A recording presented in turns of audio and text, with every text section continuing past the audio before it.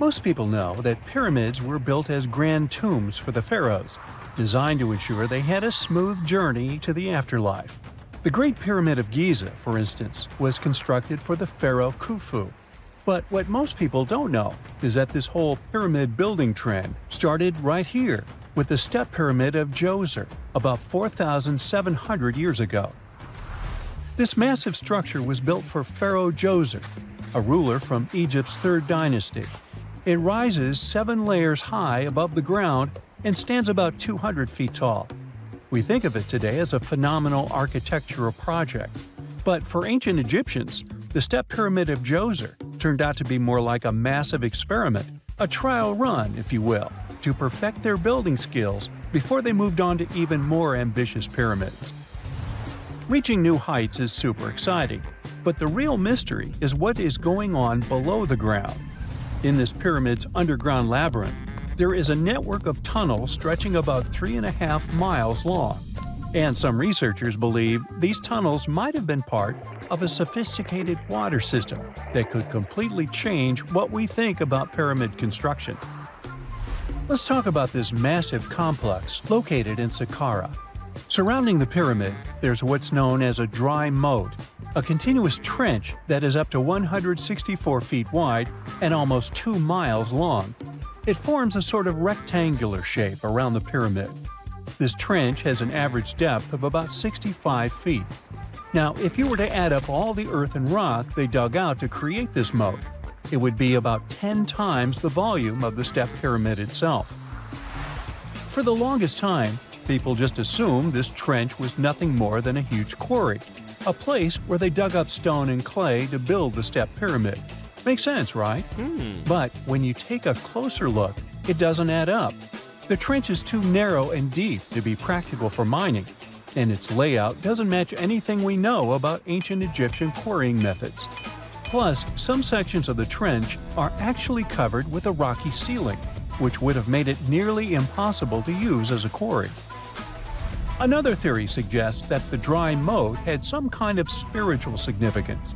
Maybe it was a sacred place, where souls of nobles gathered to serve the late king in the afterlife. There are even niches in the walls that work as a hint at this spiritual function. But most researchers believe that this purpose likely developed much later, long after the complex was built for Djoser. So what was the moat really designed for? In 2020, a researcher came up with a pretty intriguing idea. It is possible that this trench was actually designed to collect and manage water, especially after heavy rainfalls. Now, that makes sense when you consider the location.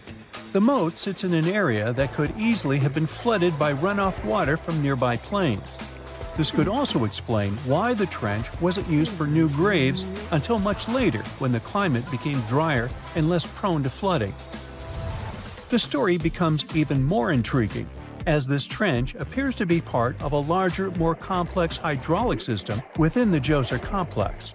It is like the trench has several compartments, carefully carved out of the rock and connected by tunnels. These compartments likely served as a part of a water treatment system, where water would flow from one compartment to the next, getting cleaner as it moved along. Now, here is where things start to tie into the pyramid itself. The Djoser complex has a series of underground shafts, and some researchers think that water from the moat's deep trench might have been used to power a hydraulic lift system, and this giant water-powered elevator could have been used to raise the heavy stones needed to build the pyramid. It worked like a volcano, but instead of lava, water did the heavy lifting. Imagine a big deep hole in the ground at the center of the pyramid site. Inside this hole, there was a huge wooden platform, kind of like a giant raft that could move up and down. When the workers wanted to lift a heavy stone, they would fill the hole with water. As the water rose, the wooden platform started to float up, carrying the stone with it, almost like a giant water-powered elevator. When the stone reached the right height, the workers slid it off the platform and onto the pyramid. The idea is that water from the deep trench, after being cleaned and filtered, would flow into these shafts. A massive float, possibly made of wood, would then rise as the water filled the shaft, lifting the stones up to where they were needed for construction. Once the stone was in place, they'd let the water out, lowering the platform back down to the bottom, ready to lift the next stone. This fancy hydraulic lift system could have been a game changer, making the whole building process a lot faster and more efficient without using a lot of workforce. It is like the ancient Egyptians were already embracing the whole idea of work smarter, not harder. But of course, not everyone is on board with this theory. Some experts argue that the area where the step pyramid of Djoser was built couldn't have held enough water from occasional rains to maintain such a fancy hydraulic system. The main theory suggests that, in the past, there might have been some kind of lake nearby that would have filled up after a period of rain, and this lake could have supplied water to the complex's hydraulic system. But there is no mention of such a lake in any ancient Egyptian writings, so it might be more of a what-if situation than a reality. And then there's the issue of the hard work itself. Remember when I said this method could have allowed the ancient builders to raise stones with far less effort? Well, that might not be entirely true. According to some experts, just building this hydraulic device would have required a lot more heavy work than simply moving the stone blocks using good old-fashioned manpower. And let's not forget, the step pyramid of Djoser is like a baby pyramid compared to those that came later. The stones used for Djoser's pyramid weighed, on average, about 660 pounds each, which is nothing compared to the more than 2.5-ton blocks used later for the pyramid of Chephren. If this cool water lift theory gets completely ruled out, we still need to explain how this pyramid was built in the first place. To answer that, we need to rewind a bit and talk about the original plans. See, before Djoser's tomb became a pyramid, the idea was to construct a simple mastaba. This type of tomb was pretty common in earlier periods, a flat-roofed, rectangular structure with sloping sides. But after the original mastaba was finished, they decided to expand it a bit by adding more layers on top.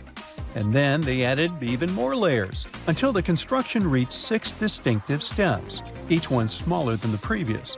And they probably did all this by raising those heavy stones using ramps, not a water-powered elevator. There is still so much we don't know about the step pyramid of Djoser. More research is definitely needed to fully understand how this system worked, or if it even existed at all. But the idea of using water to help build the pyramid adds a whole new layer to our understanding of ancient Egyptian engineering. It's a powerful reminder of just how clever and resourceful those builders were, using the natural landscape and the power of water to create one of the most iconic monuments in history. The year is 1923. 2 teenagers sneak out of their homes in the middle of the night in Florida City. Rumor had it that an old man was building a rock castle by himself. But every time someone tried to see what the old man was doing, he would stop working. The curious teens managed to sneak into Ed's backyard and saw something they could later describe as magic. They recalled seeing rocks moving around like helium balloons. The old man was moving up to 30 tons of stone by himself to build his castle. Even if he didn't allow anyone to see him working, he would proudly talk about it around the town. But whenever people asked how he was building a stone castle all on his own, he simply answered, "I cracked the secret of the pyramids." This story begins in Latvia, Edward Leedskalnin's home country. Edward was born in a small village on January 12, 1887. He was born in a family of stonemasons, which is probably where he learned ancient techniques of building. However, he grew up as a sickly boy, which meant he could never carry much weight or undergo heavy physical activity. At the age of 26, an unfortunate turn of events determined Ed's fate. The love of his life broke off their engagement, and heartbroken Ed decided to move to the United States. He lived in a couple of American states before finally moving to Florida, where his life's adventure started. Ed spent years searching for the right spot of land to build his dream house. He always rejected good farmland. When people wondered why, he only smiled. Finally, when he bought land of his own, it was deemed terrible by his close friends. The soil was bedrock. He could neither plow nor farm it, but it seemed perfect for what he was seeking to build. Ed's close friends would often describe him as eccentric. When asked why he wanted to build a house, he would only say, "It's for my sweet 16. Someday she's coming back." Then, he changed the topic of the conversation. It took Ed about 30 years to finish Coral Castle, and he did it all by himself. He would only work under the cloak of night and never let anyone see what he was doing. The completed Coral Castle embodies a number of unsolved mysteries. If you were to visit the site back then, you'd have to go through a 9-ton, 8-foot-tall revolving gate door that even a kid could push with just one finger. Ed was so proud of this door that he originally named the site Rock Gate Park. It was renamed Coral Castle only much later, after Ed's passing. Once inside, visitors would access the incredible wonders of Ed's constructions: towers, mystic symbols, furniture, and swing sets, all made entirely of monolithic blocks of stone. The stones are set on top of each other, using only their weight to keep them together. And believe it or not, the entire park gathers around 1,100 tons of stone. Today, if you visit Ed's living quarters, you'll even see the simple instruments he used to construct all of this: chisels, hammers, ropes, and pulleys. The type of work he did is difficult even with modern-day equipment, let alone without it. Coral Castle's main mystery lies in how Ed managed to do it. The only photograph of Ed Leedskalnin at work shows a simple leverage structure of a chain hoist attached to a wooden tripod. The tripod was made of old telephone poles with a small wooden box on top. What was in the box is, of course, a mystery. Unfortunately, he took his secrets with him, not sharing the truth of his work with anyone else. Yet, not all is lost, as there are many theories and speculation surrounding what could have happened there. One theory says that there is a harmonic grid inside the Earth's surface, something that would create anti-gravity spots around the globe. It's believed that Coral Castle was built in such a spot. This could explain why it took Ed so long to find land that pleased him. Maybe what he was looking for was a place that allowed him to experiment with anti-gravity forces. Yet, whenever Ed talked about his work, he would say he understood the laws of weight and leverage, and, sure thing, that he had cracked the secret of the pyramid builders. And what secret is that, you might ask? According to Ed himself, it has to do with magnetism. He even published a pamphlet called Magnetic Current. There, he explains that every object has magnetic particles inside of them. A person just needs to understand where they are located inside such objects. This way, objects can be lifted and moved around without much effort, just like moving something heavy underwater. Researchers say that if we assume Ed Leedskalnin and the pyramid builders used the same technique, then it would only have taken 4,700 workers to build the Great Pyramid of Giza, instead of the 20,000 to 100,000 that is currently estimated. But this story just keeps on getting more and more mysterious. In the late 1920s, Ed was finishing the construction of Coral Castle in Florida City. Rumors about his work had spread around town. People said Ed was hiding a stash of money somewhere in his living quarters. One night, a group of men waited until Ed was alone and broke into the castle to rob him. They couldn't find the money, and luckily didn't harm Ed. But in the following days, he decided that it was best he moved out of that land. Of course, he took more than his toothbrush along with him. Ed decided to move the entire Coral Castle to another land 10 kilometers away from where he had built the park. Legend says he hired a truck driver and asked him to swear secrecy about what Ed intended to do.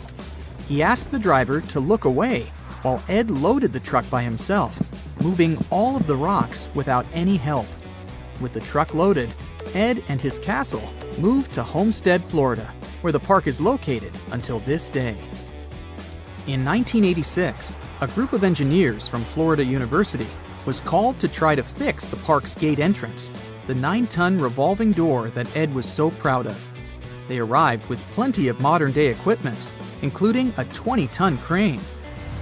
When the engineers took the door down, they noticed that Ed had used a strange circular stone at the bottom of the revolving door. The engineers couldn't understand how this frisbee-sized rock could withstand 9 tons of weight without breaking into pieces. They sent the rock to the geology department at the University of Florida, but the geologists simply returned the rock, saying they couldn't find a match of this rock in their databases. They couldn't determine its origin. The engineers put the 9-ton gate back into place, trying to use other techniques. At first, it didn't work without the base rock Ed had originally used. So, they had to cut the gate rock to make it work as a revolving door once again, proving that modern-day technology couldn't replicate what Ed had done single-handedly. Fast forward to 2011, and another man claimed to have cracked the code of the pyramid builders and Ed Leedskalnin himself.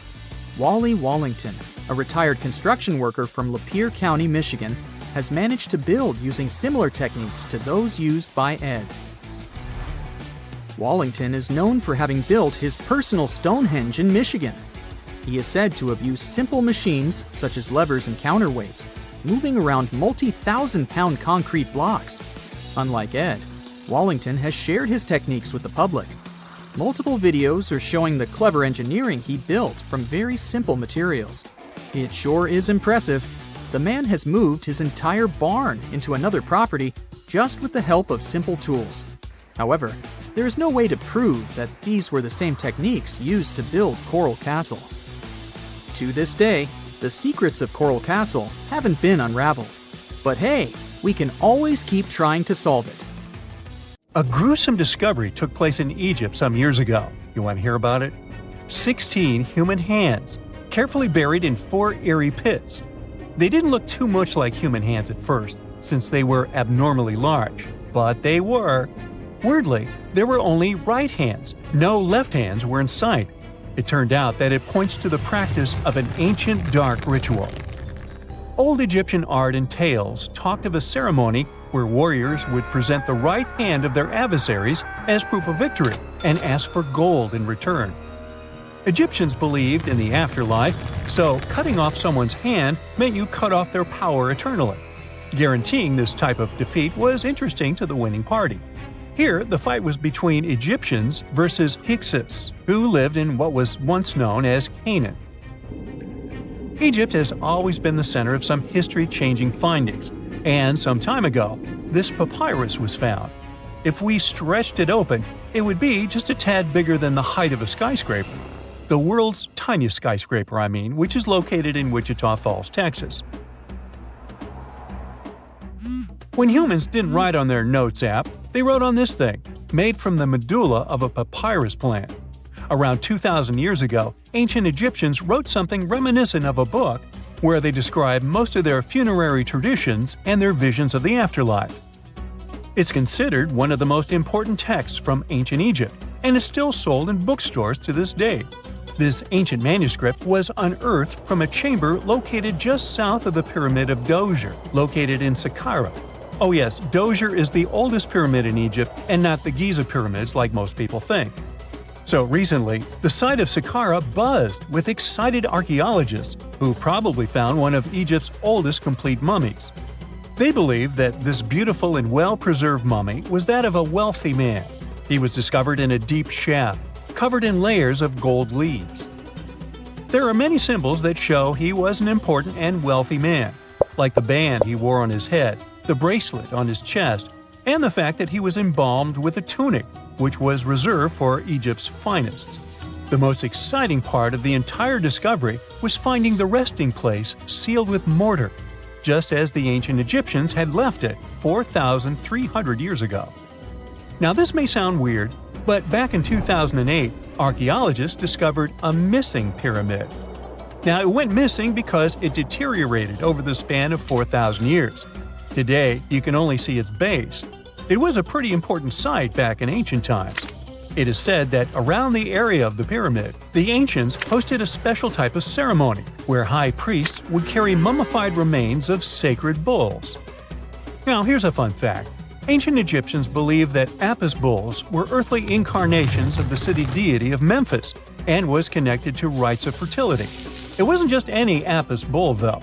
They needed to be all black, with a single white mark between its horns and a bunch of very specific characteristics. They were selected by the local priests and honored until they passed away. After that, they were mummified and buried in underground galleries. Meanwhile, this missing pyramid sort of disappeared around the 1800s. It was a German archaeologist who first found it in the village of Saqqara. He called it the Headless Pyramid when he first found it. But then, years after the official discovery, the desert sand came along and covered the whole thing. There were some excavations between the 19th and 20th centuries, but they weren't too systematic. That's why scientists were so thrilled when they dug an entire pyramid's base after removing the 25-foot mound of sand that was covering it. Oh, and it turns out American archaeologists are excavating a cemetery in Egypt that could contain over 1 million mummified bodies. So far, archaeologists have dug around 1,700 mummies. One of the main differences from other classic Egyptian mummies is that these people weren't kings and pharaohs. They were commoners that most likely lived about 1,500 years ago, when Egypt was controlled by the Roman and Byzantine empires. The name of the cemetery is cool, though, the Way of the Water Buffalo, just in case you want to check it out on your next trip. Other than bulls and buffaloes, ancient Egyptians also liked baboons. Are you seeing a pattern here? In the beginning of the 20th century, archaeologists discovered a site filled with mummified baboons in a place called, guess what? The Valley of Monkeys. An animal wouldn't have been mummified if it wasn't considered important. Certain animals were more important than others, since they were linked to specific deities. Jackals were connected to Anubis, the ancient god of the afterlife, and cats were likened to the female deity Bastet. Baboons were a pretty big deal, since they were believed to be connected to Thoth, the deity of wisdom and advisor to Ra, one of Egypt's supreme deities.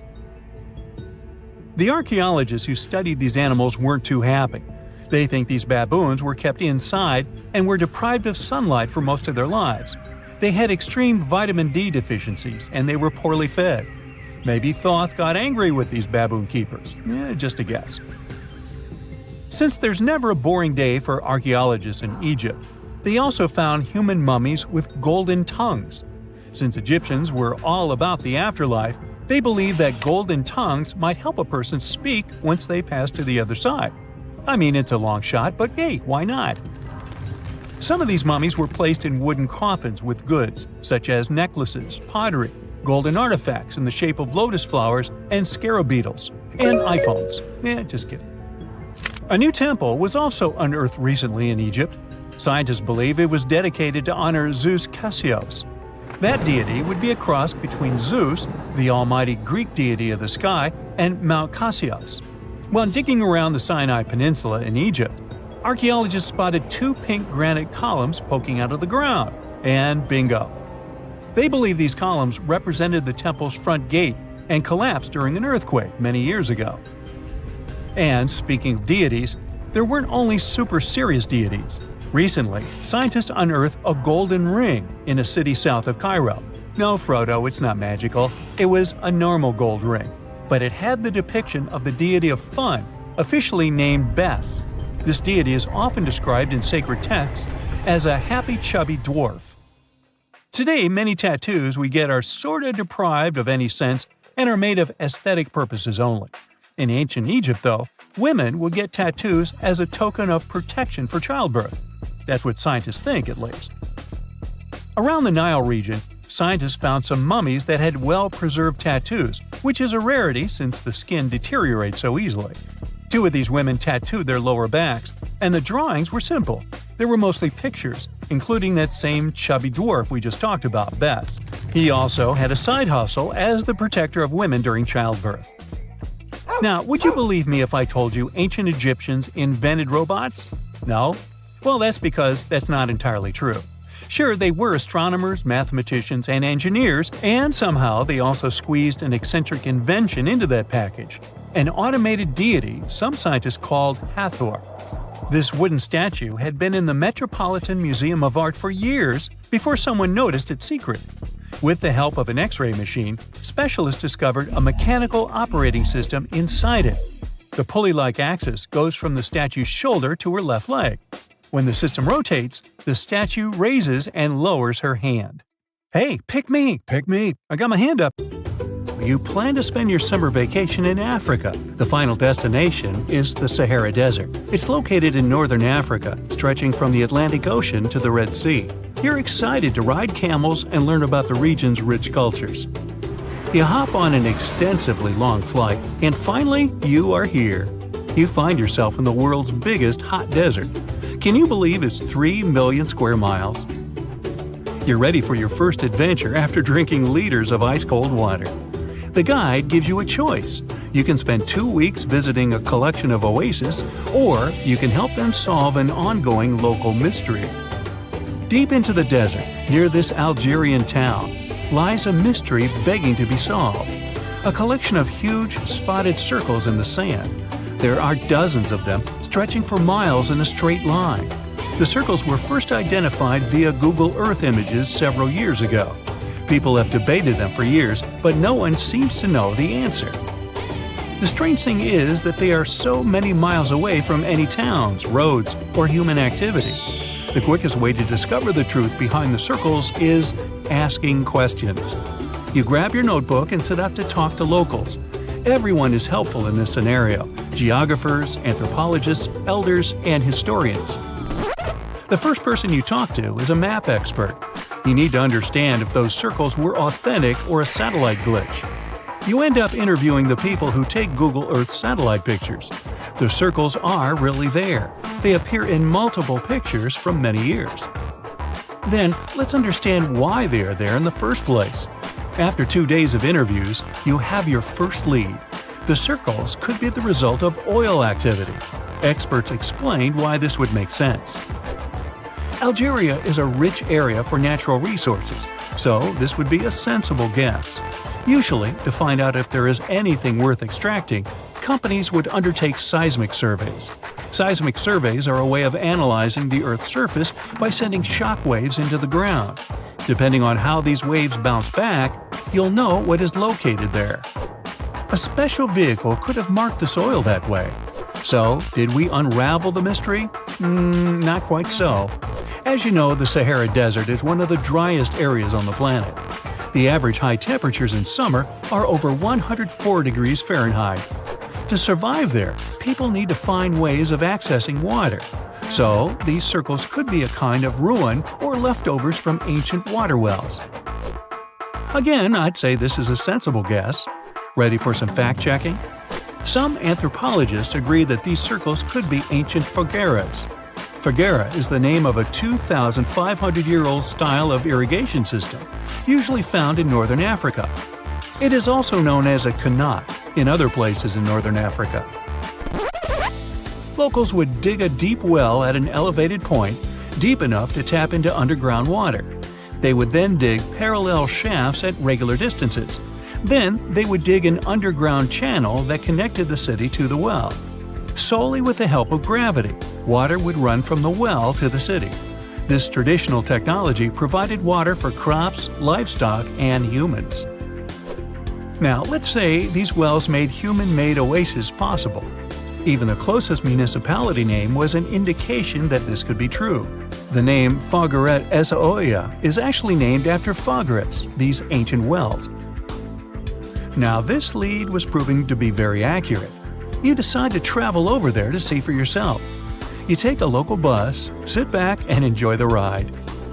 The landscape in northern Algeria is filled with ancient-looking towns. You even see ruins of wells along the way, on the outskirts of smaller cities.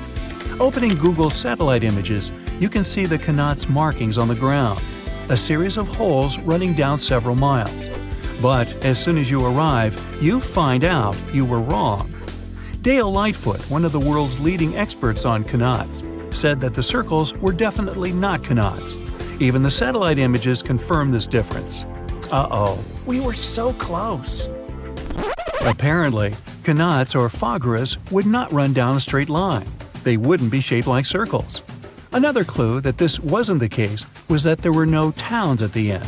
The circles were really far away from any human activity, and qanats were explicitly built to provide water for human settlements. Well, it sure was a good try. You almost gave up on this mystery when you decided to take one more field trip. It was days of preparation, pick up cars, food, equipment, all so that the mystery of the Sahara circles could be unraveled. On the first day, you drove over 99 miles into the desert. You were always curious to see what this part of the world looked like. Over there, you see nothing but mustard yellow dunes. The night sky is pretty decent though. You can see the entire Milky Way with your own eyes. You set up camp and sleep under a canopy of stars. The next day, tension grows. There's no cell reception. Oh dear. But thankfully, you added the coordinates of the circles to your Google map. And surprise, the offline mode works out there. You follow the coordinates, but it leads you astray. You start to get nervous, thinking this was all in vain. But you and the team get into the car and drive a few more miles past the coordinates on your phone. After a very bumpy ride, you can't believe your eyes. There it is, an enormous crater dug on the sand, surrounded by 12 smaller holes. From up high, it looks like a clock. Without the pointers, of course. On the ground, they're very faint, so faint you almost miss them. Searching the area, you notice all the holes had something similar: metal wires, thin wires that you can pull from the ground. They're buried deep, so you start digging. An object starts to reveal itself. Uh-oh, it looks like old dynamite. This certainly surprises you. Better stop digging to avoid any accidents. At the end of the survey, you feel satisfied, but still curious. What could all this dynamite mean? And who put it there? What comes next is the turning point of your adventure. Walking back to the car, you see something shining on the ground. You approach the item with curiosity. It's round and rusty and looks like a sardine can. What's that doing here? Could this give you more clues about the circle's mystery? Just in case, you pick it up and put it in the car. Back in the city, the puzzle pieces start to reveal the story behind the Sahara circles. You bring photos and the sardine can and show them to local experts. They analyze your material and give you an intriguing verdict. As it turns out, guess number 1 was the closest one to the truth. So, what happened to the first guess? Why do we need to keep digging deeper? Well, because it was only half right. The Sahara circles are not a historical footprint of seismic surveying. Back when the circles were made, this technology didn't even exist. But they sure are related to oil exploration. The dynamite-filled holes were an old method for oil searching. The circles are the leftovers of surveyors looking for resources underground. And the sardine cans? Well, they were left by the workers who held explosion works. You gotta eat, right? According to the model of the can, this happened more or less around the 1950s and 1960s. So these circles aren't even that ancient. More like modern ones, if you ask me. Well. Hope you are glad you tagged along and helped unravel this mystery. See you in the next mystery-solving adventure. And now we're off to almost 5,000 years ago.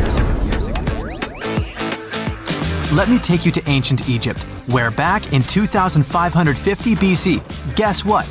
The construction of the Great Pyramids of Giza started. People learned to build cathedrals and skyscrapers, but it wasn't until recently that these massive buildings appeared. It's still a mystery to even modern scientists how these pyramids were built 5,000 years ago. No wonder they are one of the 7 wonders of the ancient world. They're also the oldest of them and the only wonder of the ancient world that still exists in the 21st century.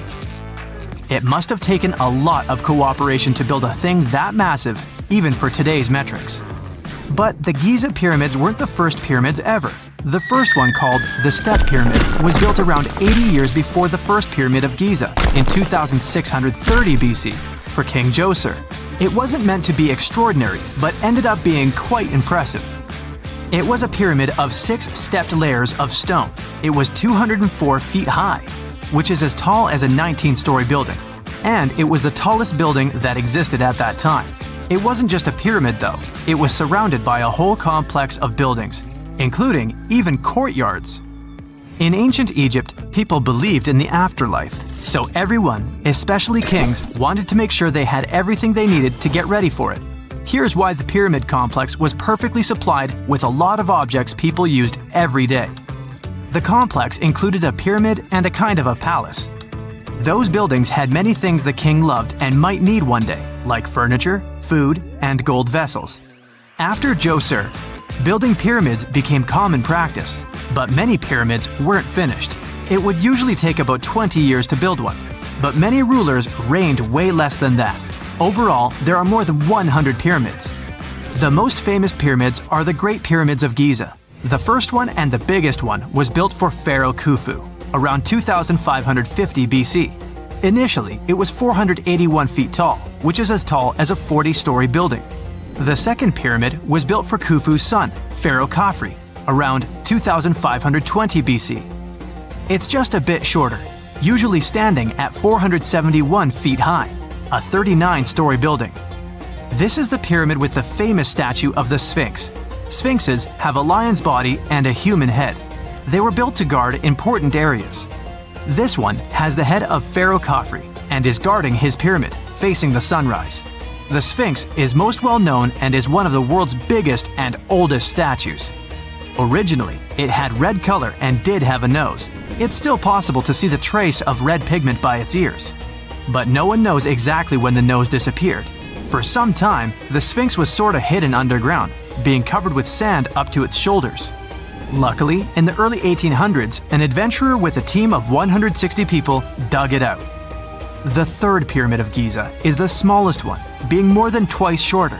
Originally, it was 218 feet high, about the height of a 20-story building. Built in 2490 BC, it was a pyramid for Khafre's son, Menkaure. The pyramids are designed to align with the points of the compass, and their sides symbolize the rays of the sun. But back at the time, there were no compasses. Ancient Egyptians figured out the directions themselves, and with amazing precision. To align the pyramids, they used 2 constellations. Originally, the pyramids were covered in smooth white limestone and had a gold-silver top to reflect the sun. Later, the white limestone was taken from the pyramids by other kings and used for other buildings. Scientists estimated that ancient Egyptians used about 2.3 million stone blocks to build the first pyramid. Each block weighed more than 1 ton. This is the weight of a rhino. Some blocks were even bigger, being almost as heavy as an elephant. 4.5 millennium ago, there was no modern equipment to help build it. There were no machines, no wheels, and even no steel. The only metal available to them was copper. Even today, scientists aren't sure how the Egyptians managed to build the pyramids. There are no records left that would shed light on it. Some even think that Egyptians wanted to keep it as their secret and didn't even record it on purpose. Many believe that poor people and foreigners built the pyramids, but it's not true. Actually, the builders were very skilled workers, and they were fed and paid well. The archaeologists claim that the builders lived in a nearby temporary city and were a highly organized community with a strong leader. Scientists say that around 20,000 people worked on each pyramid complex, and it took about 20 years to build each. It probably was a national project. The construction site was large in resources, and food and essentials were likely to be contributed from all parts of Egypt. Even with all that support, it remains unclear how people managed to cut, transport, and assemble those huge stones. One of the theories suggests the stones were most likely transported on boats down the Nile River. Then, there was a harder part. They had to be moved to the construction site. For that, they probably used wooden sleds. It wasn't very hard to pull them because the sand mixed with the right amount of water was pretty slick. And 10 people could move a sled even with a rock weighing 1 ton pretty easily. Finally, one last problem. The stones had to be lifted and put into place. Archaeologists have discovered the remains of the ramps system that dates back to when the pyramids were built. Most likely, the Egyptians designed a unique system to move and pull huge stone blocks, but no one knows what it looked like exactly. The most common opinion is that there were several ramps around the pyramid to help move the blocks. The ramp was growing with the pyramid getting higher. They suppose people were walking up the stairs, pulling the stone on the wooden sled up in the middle on the sandy ramp. But this is just one of the options. Others say that the ramps were going around the pyramid. Some say the ramps were inside the pyramid. But we'll never know for sure, and it'll forever remain a mystery, just like the ancient Egyptians wanted. Surprisingly, there's not much inside the pyramids. Most of it is just solid stone with very little open space. But let's take a quick look inside the biggest of the pyramids of Giza.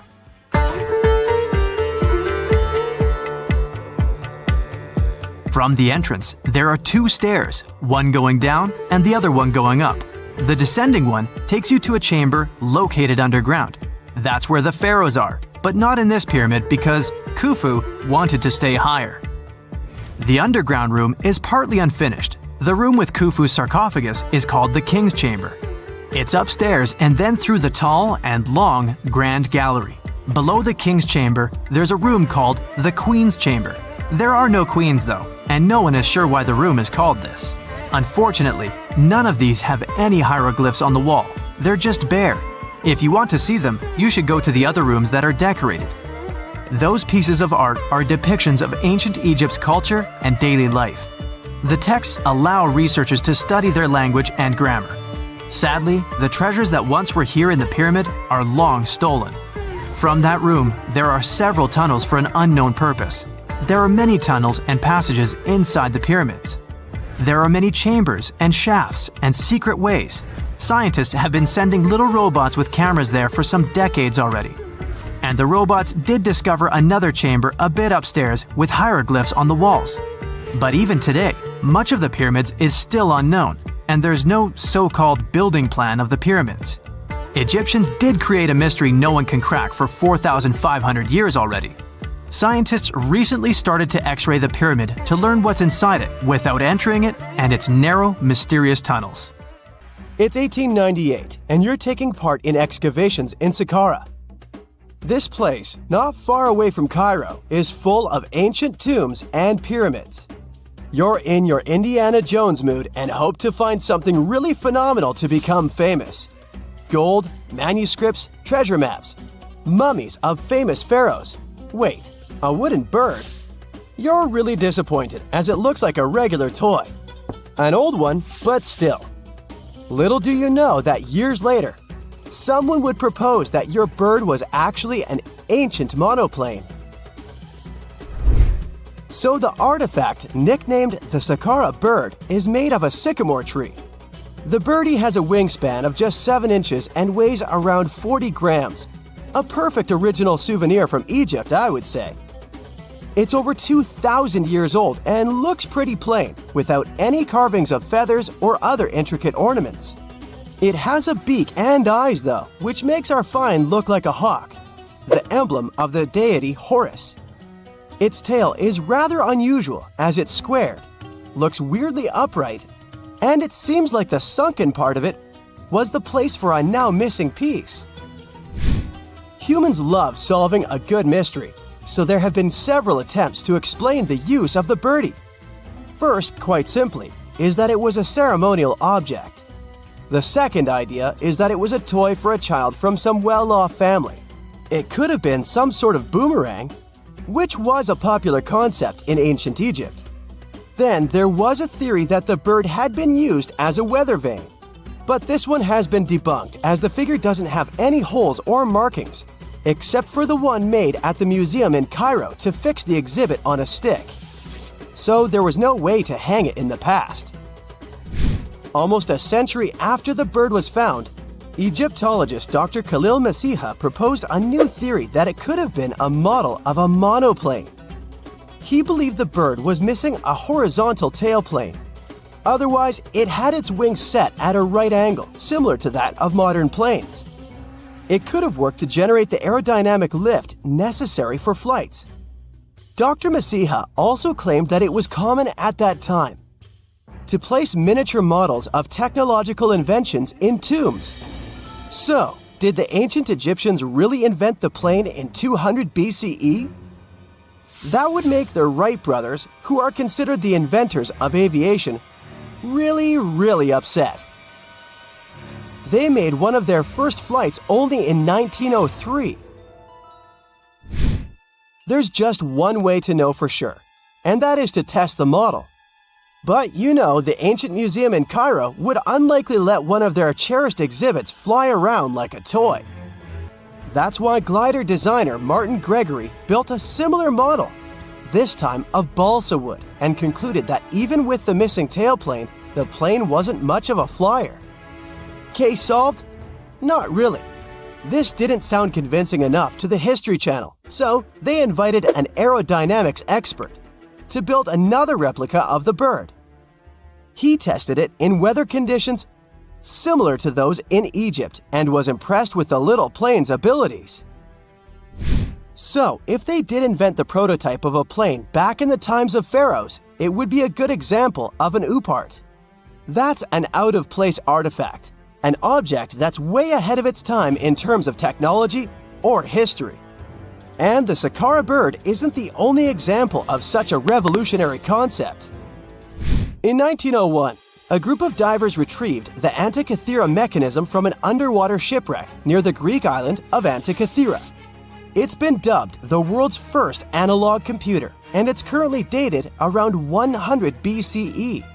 The bronze mechanism could tell the position of the sun, moon, planets, and stars, as well as the lunar phase, the dates of upcoming solar eclipses, and even the speed at which the moon moves through the sky. No one's sure who used it and how or where it was made. But it's obvious that it's extremely precise and way too advanced for its time. The first flushing toilets in the world were invented in the middle of the 20th century. Just kidding. The ancient Minoans on the Mediterranean island of Crete and the Indus Valley civilization both came up with this brilliant invention at the same time, around 4,000 years ago. The plumbing and sanitation were so well done that no one managed to design anything better until 2,000 years later. One ancient Minoan lavatory was discovered at the Palace of Knossos. It looks like it had a wooden seat set over a tunnel that directed water from a rooftop reservoir to an underground sewer. Other varieties got water from jugs. Only the super rich people could afford all this glory. So if you wanted to shop for real estate back then, the flushing toilet would be a telltale sign you were in the rich neighborhood. Automated doors became a cool, seemingly new invention back in 1931. But the technology behind them is actually much older. Think the 1st century CE old. Mathematician and engineer Heron of Alexandria came up with a hydraulic system to open and close temple doors. To bring it into action, you need to light a fire to produce heat. There was a brass pot under the fire, half filled with water. The inventor connected the brass pot to containers that acted as weights. When the fire was burning, the water moved into the containers. They went down and pulled the ropes. It was nothing like a supermarket door that opens in front of you before you even have time to think.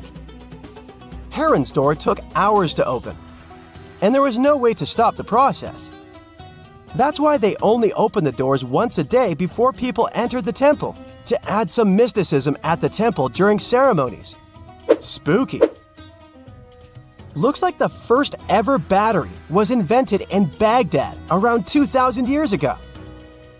A German archaeologist found this oval-shaped clay jar in 1938. Scientists are still not sure what purpose it served and who exactly invented it. There is a theory that it was used for electroplating objects with precious metals. When they filled it with a weak acid like vinegar, the battery produced around 1 volt of electricity. Another theory says it was a vessel for sacred scrolls. Would you like to buy contact lenses designed by Leonardo da Vinci himself? In 1508, he invented a glass lens with a funnel on one side. You were supposed to wear it with water inside to improve your vision. Sounds a bit uncomfortable, doesn't it? So, around a century later, French scientist René Descartes decided to improve the idea and make the cornea contact the future lenses. Contacts because they contact your eyes, get it? The glass tube with liquid did help improve vision, but blinking was sadly impossible. 2.5 centuries later, new technologies in the glass industry let scientists design contacts that would fit in the eye and even let the wearer blink. Thanks, guys! Still, those lenses were made of heavy blown glass and didn't let the eye breathe. About 50 years later, contacts became plastic, lightweight, unbreakable, and scratch-resistant, but still covering the entire eye. And then, in 1948, an English optical technician accidentally sanded down a plastic lens and figured out they'd still be in place even if they covered only the cornea. Imagine you're living in 19th century London and need to send a message to New York. It would have taken about 10 days to get there by ship.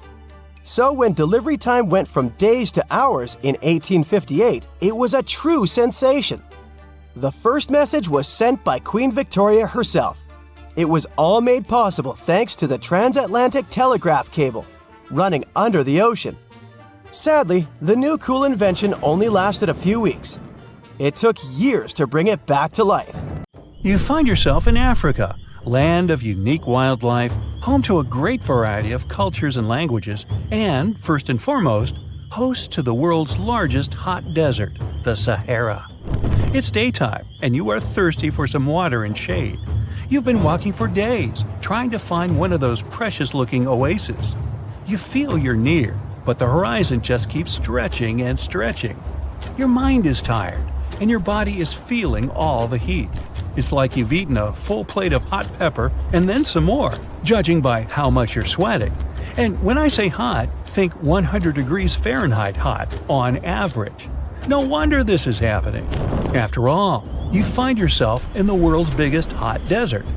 Now I say hot desert since the biggest deserted landscapes are actually the cold ones, located in Antarctica and the Arctic. Icy Antarctica's frozen desert is more or less the size of 1 million LAXs. Yep, the Los Angeles International Airport. The Arctic desert is just a bit smaller than that. Now, in case you don't know, the Sahara Desert is located in northern Africa, stretching from the Atlantic Ocean all the way over to the Red Sea. It occupies an area large enough to place approximately 100,000 Disney World theme parks side by side. According to scientists, its boundaries are expanding. Deserts usually form in the subtropics because of what's called Hadley circulation. The air rises at the equator and descends into the subtropics.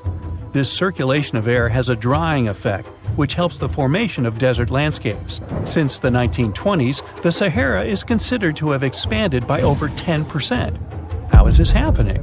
Well, let's start from the beginning. You probably know the Sahara Desert as one of the most inhospitable places on Earth today. Just FYI, for a place to be considered a desert, it has to receive less than 4 inches of rain per year. Due to the very small precipitation index, deserts are usually dry and arid places. There is little humidity in the air, and daytime temperatures can go as high as 130 degrees Fahrenheit. Usually, there isn't that much animal and plant life because of the lack of water. But in the Sahara's case, it wasn't always like that. It may be difficult to imagine northern Africa without the tons of sand it has today. But about 20,000 years ago, the Sahara was actually one big oasis.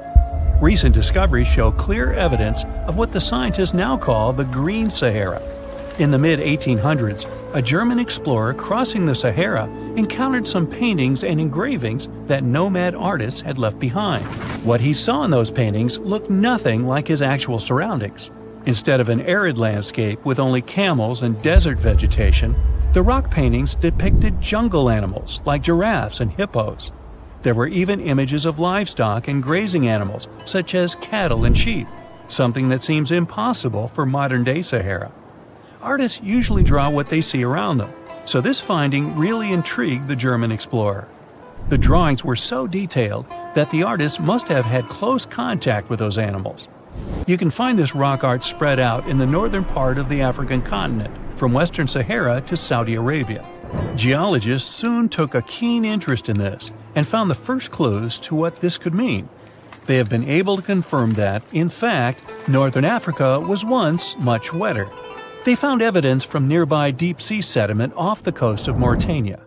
Sampled cores of underwater sand and mud, known as Saharan dust flux, showed geologists that, indeed, a green Sahara was possible. The more dust is blowing off of the desert and into the bottom of the ocean, the drier the climate in the region. The sediment cores show that there was much less dust, only half as much, coming off northern Africa during the humid period. This period has to do with Earth's natural cycles. Normally, the Earth rotates at a tilt of 23.5 degrees, but this angle is not consistent and changes over time. Earth's tilt is responsible for the amount of sunlight each hemisphere receives. It affects several ecosystem functions on the planet. During the time of the Green Sahara, the Earth received between 4 and 8% more sunlight than it does today. So, when the Earth tilted about 20,000 years ago, the northern hemisphere received more direct sunlight, which affected humidity levels in the region. As the northern hemisphere got warmer, this affected monsoon activity, more specifically, the West African monsoon. Monsoons are wind systems that affect a region's rainfall index and humidity levels. As a part of the globe gets warmer, it allows for more air to rise. It combines with the wind to draw moisture up into the atmosphere. Little by little, northern Africa also became wetter. The increased moisture made the Sahara so wet that there were actual bodies of water in the region. As vegetation grew, the plants held onto moisture better than bare sand could. There is evidence of natural basins throughout the Sahara and lakes so big they would fit all of the U.S.'s Great Lakes inside of them. Archaeologists uncovered evidence of vibrant societies in what are now arid areas. It looks like ancient cultures were able to take full advantage of the African humid period.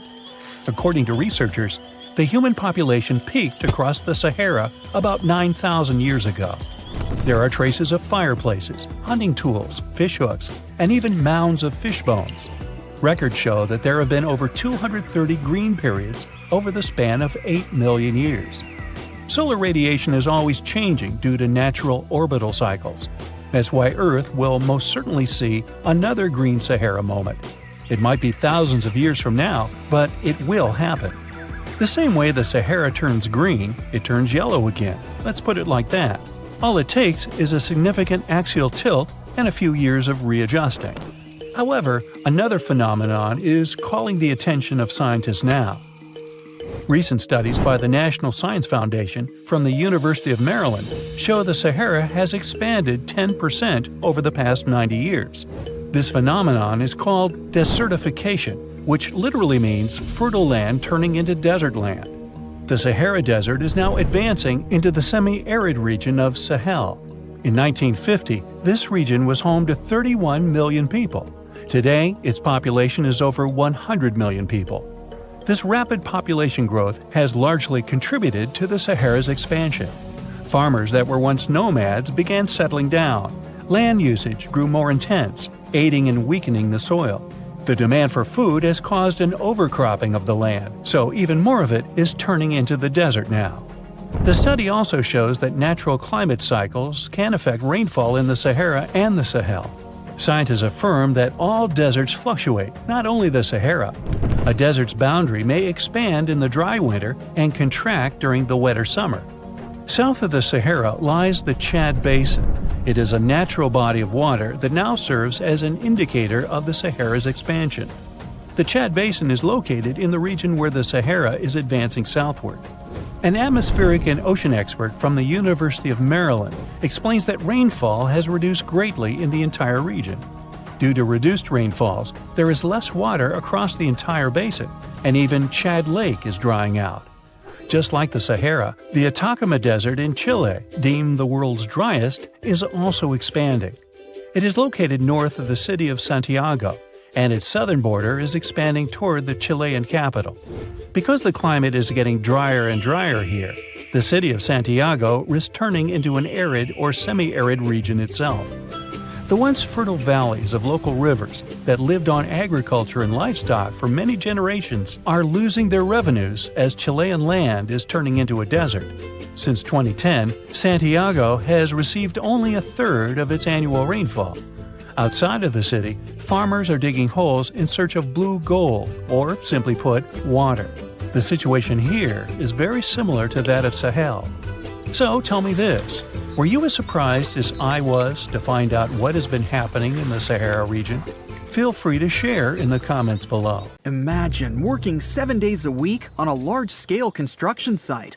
You, along with thousands of others, carry millions of stone blocks and put them on top of each other according to a complex system. You work without modern construction equipment. You have no air conditioning or constant access to water. It's so hot outside that you can fry eggs on the road. You've been building the pyramid for decades, and now, when it's finally done, you enjoy the result of the colossal work of thousands of people. You're looking at a giant cultural monument of global value that will freeze in time and amaze people for tens of thousands of years. A few thousand years have passed. People in the 21st century see the pyramids and are like, wow, I can't believe humans have built this. Yeah, the people who built the pyramids wouldn't have appreciated such a theory. But actually, there are reasons to believe that people built it using some fantastic technology. From the outside, it seems the Great Pyramids are just big triangles of stone. People just put some heavy blocks on top of each other, and that's it. In fact, the design seems too perfect to be true. The pyramid consists of more than 2 million blocks. They lay so close to each other and are so even that you couldn't squeeze even a thin sheet of paper between them. Scientists still can't figure out the exact technology for building the Egyptian pyramids. One of the biggest and most famous is the Great Pyramid of Giza. This huge construction, well known all over the world, has one big secret. There should be a capstone on top of the pyramid. It's a triangular-shaped stone block, a small pyramid on top of a huge one. It's also called a pyramidion.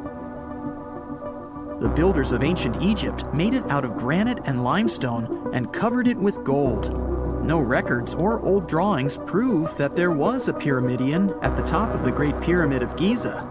But there's another ancient Egyptian structure with such a triangle, the Red Pyramid. It was built before the Great One, and its capstone has survived to this day. Archaeologists have found and reconstructed it. But where could the capstone of the Great Pyramid be? It's a mystery that still has no answer. Some are sure that some thieves have stolen it from the top. Maybe they just climbed up and pushed the pyramidion down. It makes perfect sense. The capstone was probably the most valuable element of the pyramid. Many scientists and archaeologists still don't know its exact purpose. Some believe that this peak covered with gold glorified the pharaohs. The capstone reflected moonlight at night and illuminated the entire space around it. During the day, the capstone reflected sunlight with its shiny surface. You could have noticed it from afar. The top of the pyramid was a kind of guiding star for lost travelers. All other stone blocks of the pyramid consist of limestone. People polished them to make them look shiny. In the past, they were even glowing and reflected light. You could see glowing pyramids from space, although they looked like tiny lights. Over thousands of years, winds, sandstorms, and rains have changed the pyramid's appearance.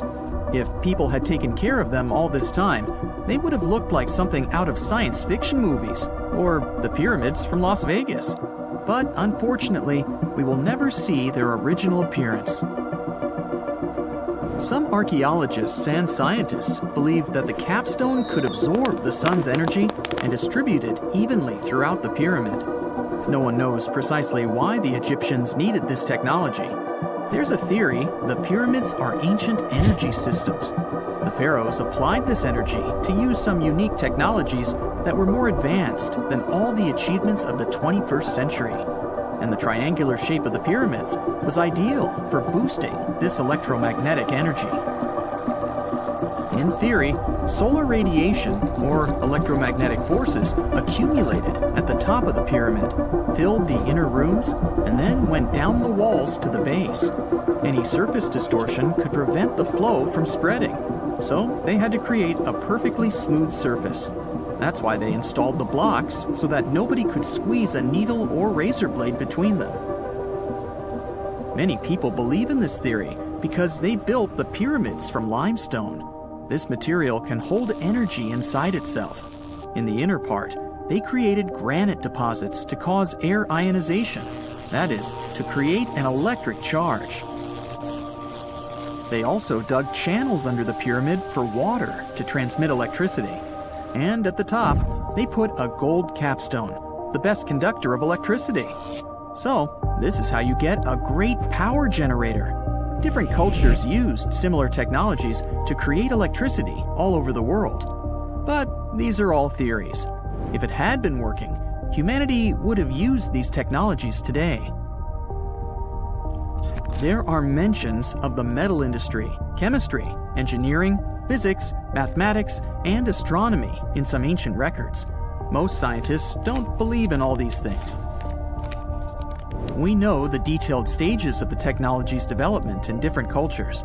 In the 21st century, scientists, historians, and anthropologists can track the evolution of all modern devices. If people had created some technological inventions in ancient times, the history of the world would have looked different. Perhaps all the achievements of antiquity could have been wiped off the face of the earth by global cataclysms, and it can happen to us. Just imagine how people would dig up a laptop in 5,000 years. Perhaps they wouldn't understand what kind of device it is. Another Egyptian wonder surrounded by mystery is the statue of the Sphinx. The Egyptians carved it out of a single massive piece of limestone about 4.5 thousand years ago. But scientists still don't know the exact date of its construction or who built it.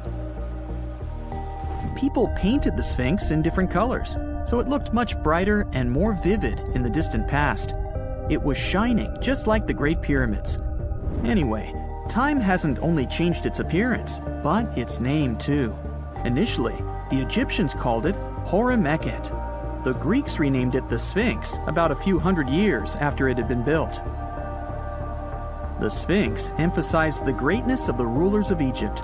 It also performed a symbolic function of a watchdog guarding the tomb of the pharaoh and the paths leading to it.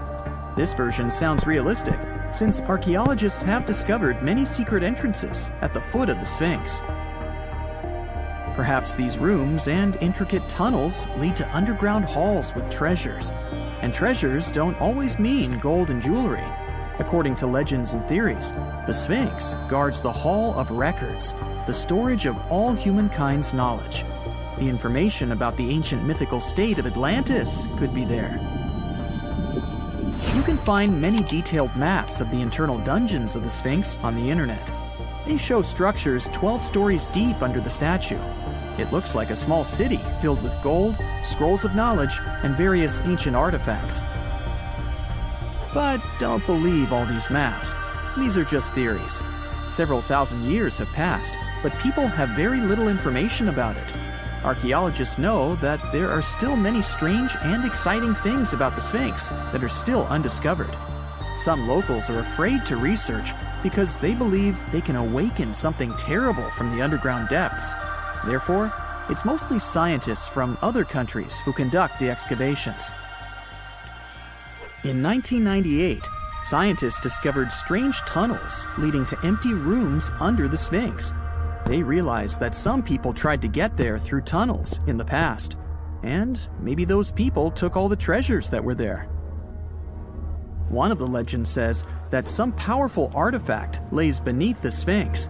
Its technology can change the whole world, but the locals are hiding it because it can damage the planet. Some believe that you can find evidence of unknown technologies painted on the granite walls in the pharaohs' tombs. But most likely, these paintings and signs tell us the myths and legends of ancient Egypt. But what if Egyptian symbols and drawings are detailed instructions for using ancient technologies? What if the locals that lived at that time thought, People in the future won't be able to get energy themselves. Let's leave some detailed instructions for them. Anyway, there are many riddles and theories.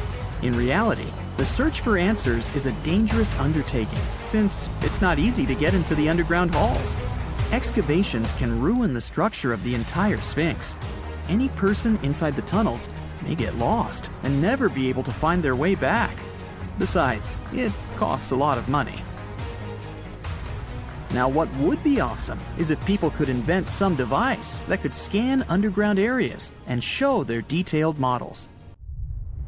If all the volcanoes on Earth suddenly erupted together, it'd be loud. We'd also have around 1,500 of these formations bursting at once. Now, normally it's just 10 to 20 volcanoes that are active each day.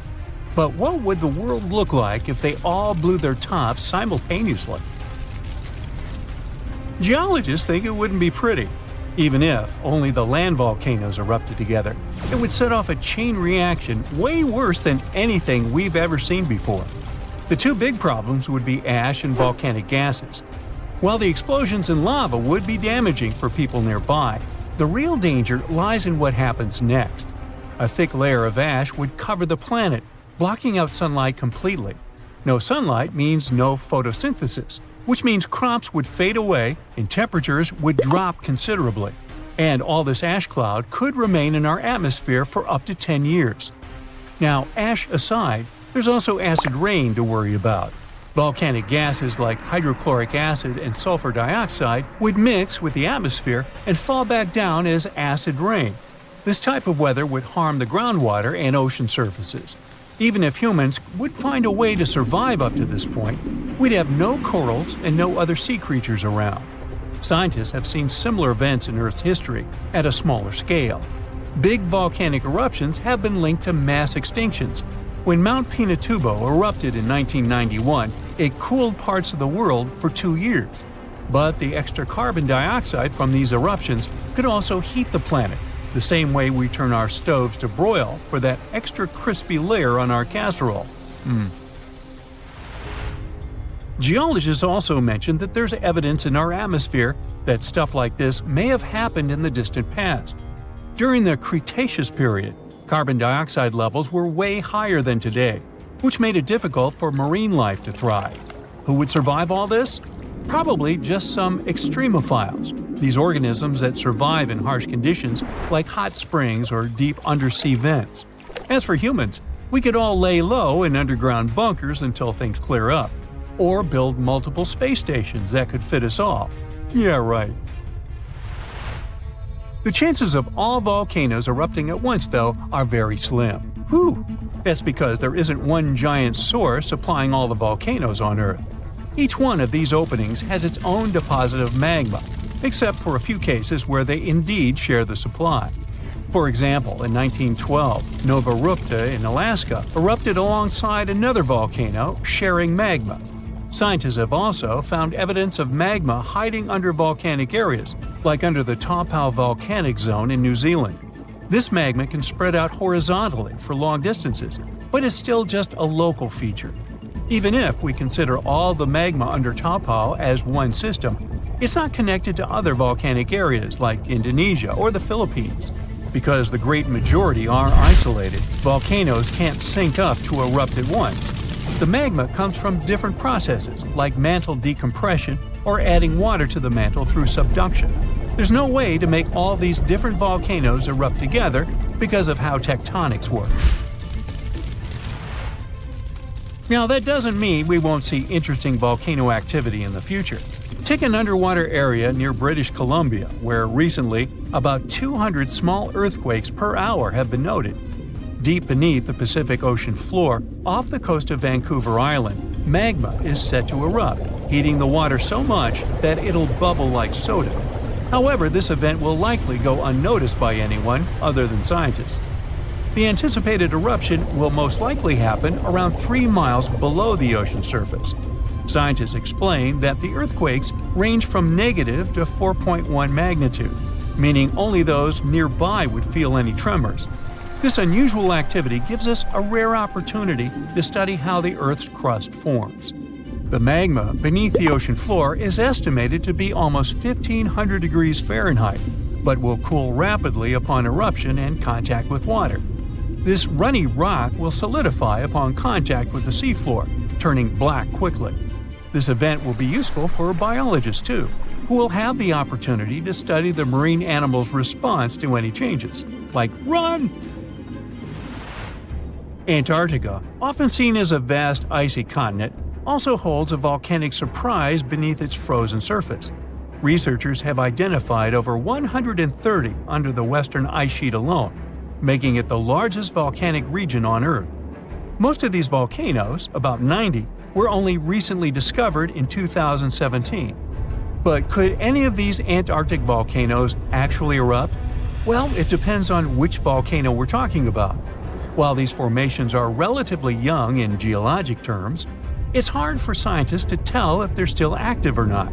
There are only 2 confirmed active volcanoes in Antarctica, Deception Island and Mount Erebus. The latter, standing tall as the highest peak on the continent, has been continuously erupting since at least 1972. It's known for emitting gas and steam, and sometimes even throwing out rocks in what are called strombolian eruptions. One of its most notable features is a persistent lava lake in its crater, a rare phenomenon due to specific conditions needed to keep the surface molten. For instance, it's fueled by a steady supply of magma from deep within the Earth's mantle. This continuous inflow of molten rock provides the material for the lava lake to exist. It also features low ambient temperatures. Despite its location in Antarctica, Erebus has relatively mild temperatures in its summit region because of the heat generated by the volcanic activity. This allows the lava lake to remain liquid rather than freezing over. Deception Island, another active volcano, last erupted in the 70s. While it's currently not showing signs of imminent eruption, it's being monitored closely for any concerning activity.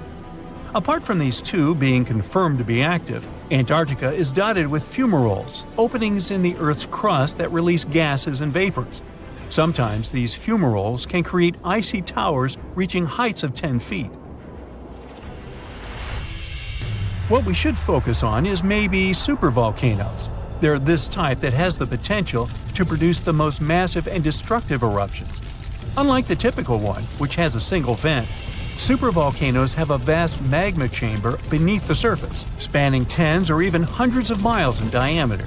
Their eruptions can have catastrophic effects on the surrounding area and even impact global climate patterns because of the amounts of ash and gases they spill out into the atmosphere.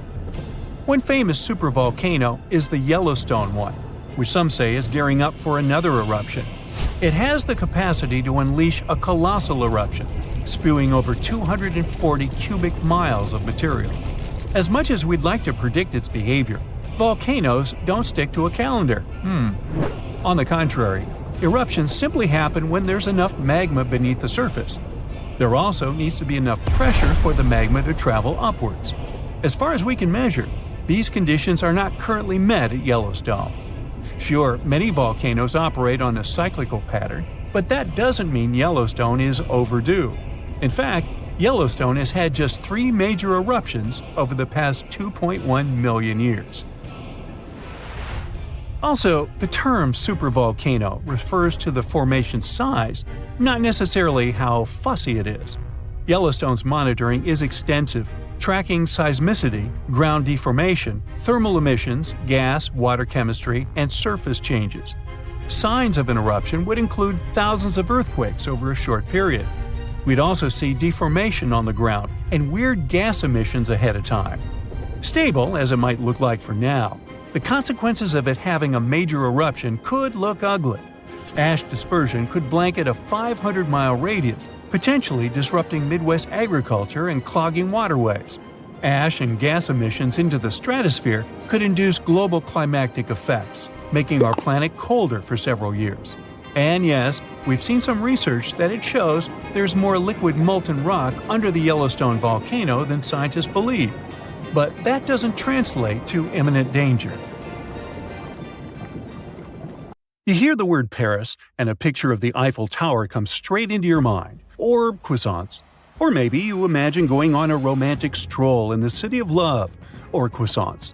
But not many know that right below the bustling city of Paris, there is a series of underground passages, the Catacombs. They're home to the remains of more than 6 million people. Whoa! But it wasn't always like that. Paris used to be a vast swamp. It was because most of the city was submerged in water at one time. Due to this, once the areas rose to the surface, the ground became rich in minerals, the most important being limestone. To extract it and use it to develop Paris, underground mines were dug up somewhere around the 14th century. They were dug horizontally to prevent collapse and to deal with the weight of the ceiling. Most of these mines were set up on the right side of the River Seine. Soon, Paris started expanding beyond its old city walls. Here's where it got tricky. The city started building on top of the land where they had dug all those tunnels. This caused some big problems, like the ground collapsing. In 1774, one of the roads in the suburbs collapsed about 100 feet into the ground. Due to rising safety concerns, officials decided to abandon the mines. The quarries were checked, and the tunnels were renovated to avoid future disasters. The bones ended up in the tunnels because of another major problem Paris faced a few years later. The growing population of the city caused an increase in the number of bodies.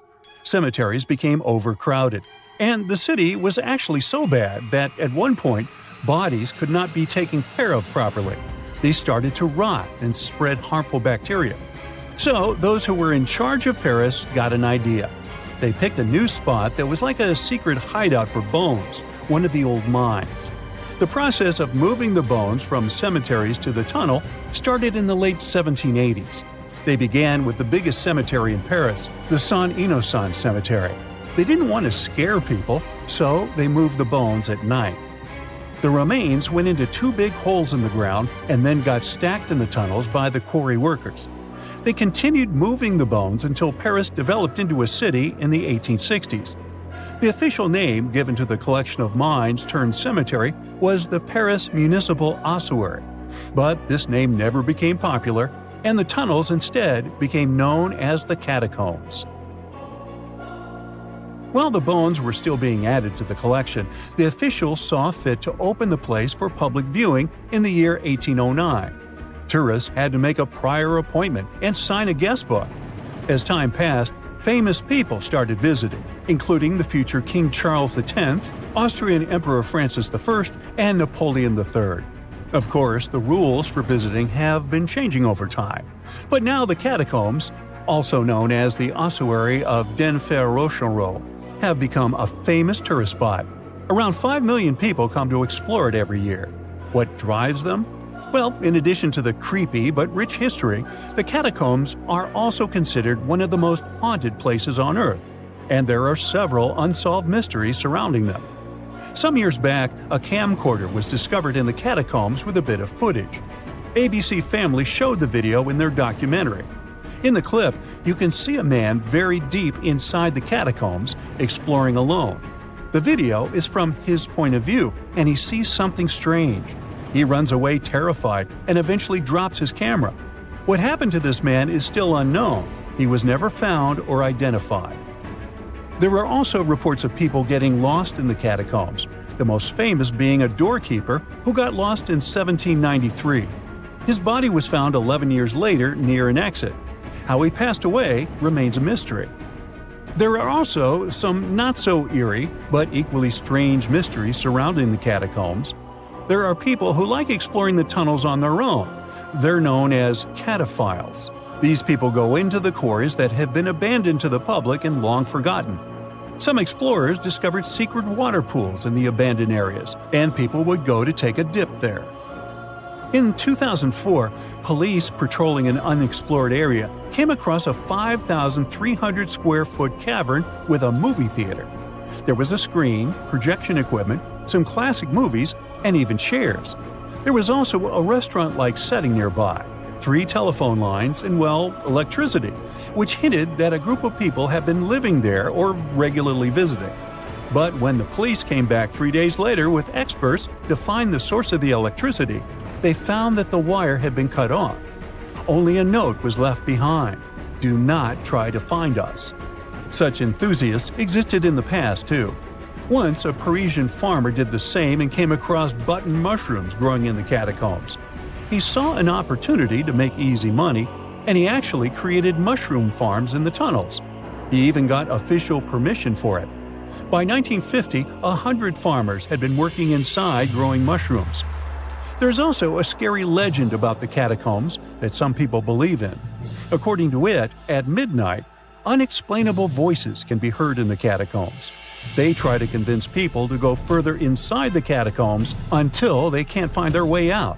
There's no strong evidence whether this story is true or not, but thinking about it is still scary. Due to safety issues, today, only a small part of the catacombs can be legally toured by the public, less than 2 miles, while the catacombs go on for 200 miles. And still, the tour is an hour long, and it perfectly captures what's worth seeing. Solo traveling is extremely dangerous, as there is the possibility of getting lost. No thanks. In 2017, 2 teenagers entered the system through a secret passage. They were found 3 days later and had to be treated for hypothermia. The tunnels, damp and old, have an average temperature of 59 degrees Fahrenheit. Keep in mind that the entrance alone is uncomfortable enough to turn some people away. To get inside, you have to go down a winding staircase that takes you a little more than 65 feet below the surface. In the beginning, you find yourself in a well-lit room filled with interesting information and displays. But as you move forward, the place gets eerily silent. You pass through a creepy entrance that boldly declares this in French, which when translated English is something like, "Stop, this is the Empire of Doom." It's not exactly a warm welcome, and that's because the Paris catacombs are known for their haunted reputation. As you move deeper, the sounds of the world above fade away, and soon you are surrounded by the silence of the earth below. The bones themselves are placed strategically, almost in artistic patterns. This was the idea of a man who was once in charge of the place. He turned the bones into a kind of underground museum with cool structures like columns, plaques, altars, and even some weirdly shaped forms that some people consider art. Popular all year round, the catacombs become particularly loaded around Halloween. People organize special parties or events near the place too. But the most bizarre thing was offered by the catacombs themselves through Airbnb. The famous rental service allowed 2 guests to sleep in the catacombs. They were offered a bed for Halloween night and breakfast. Upon checking in, they were told tales and the history of the catacombs. This way, they went to bed fully aware of the fact that they were sleeping among the remains of 6 million people. Yes, it remains to be seen. The coldest part of our planet, Antarctica, keeps surprising us. Take a look at this waterfall named Blood Falls. Reddish water falls from the white ice. Scientists concluded that the color is related to iron. The water coming from the glacier oxidizes and rusts when it's exposed to oxygen, and the red color occurs. Step on Mount Gandic. It lays eggs. Well, maybe not real eggs, but the stones certainly look like dinosaur eggs. That's why the mountain got its fame. Let's call them stone eggs, formed in one part of the mountain over 500 million years ago. Interestingly, this phenomenon repeats once every 30 years. Eggs come out in various sizes and shades. The stones appear on the surface of the cliff. A study made in the area has revealed that the composition of the stones of the cliff isn't similar to other parts of the mountain. Here, calcareous rocks rule. They're more prone to erosion. They ripen off day by day. It took 3 decades for the stones to get to the egg shape. Yet, it's still a mystery how these rock formations can be so perfectly spherical and smooth. According to scientists, every stone egg has an organic core. They're made of shells, plant remains, fish teeth, and skeletons. Maybe this has something to do with it. Gulu village is close to the stone eggs. Locals believe that these eggs are sacred. Villagers associate it with good fortune. In fact, nearly every family has one of these eggs in their house. Unfortunately, there are only about 70 eggs left, so if you want to see them, you gotta hurry up. The Richet structure is a circular geological phenomenon in the Sahara Desert near Mauritania. It's made out of rocks in layers, and these layers look very much like rings. No wonder the unique structure even got NASA's attention. Up from the sky, the geological feature seems to be swirling and spinning. Scientists are still not sure how these rings got there. Some say it was an asteroid impact. Many others believe that it was a natural geological process. To them, the Richat structure is an uplifted and eroded dome. Geologists often classify it as a domed anticline.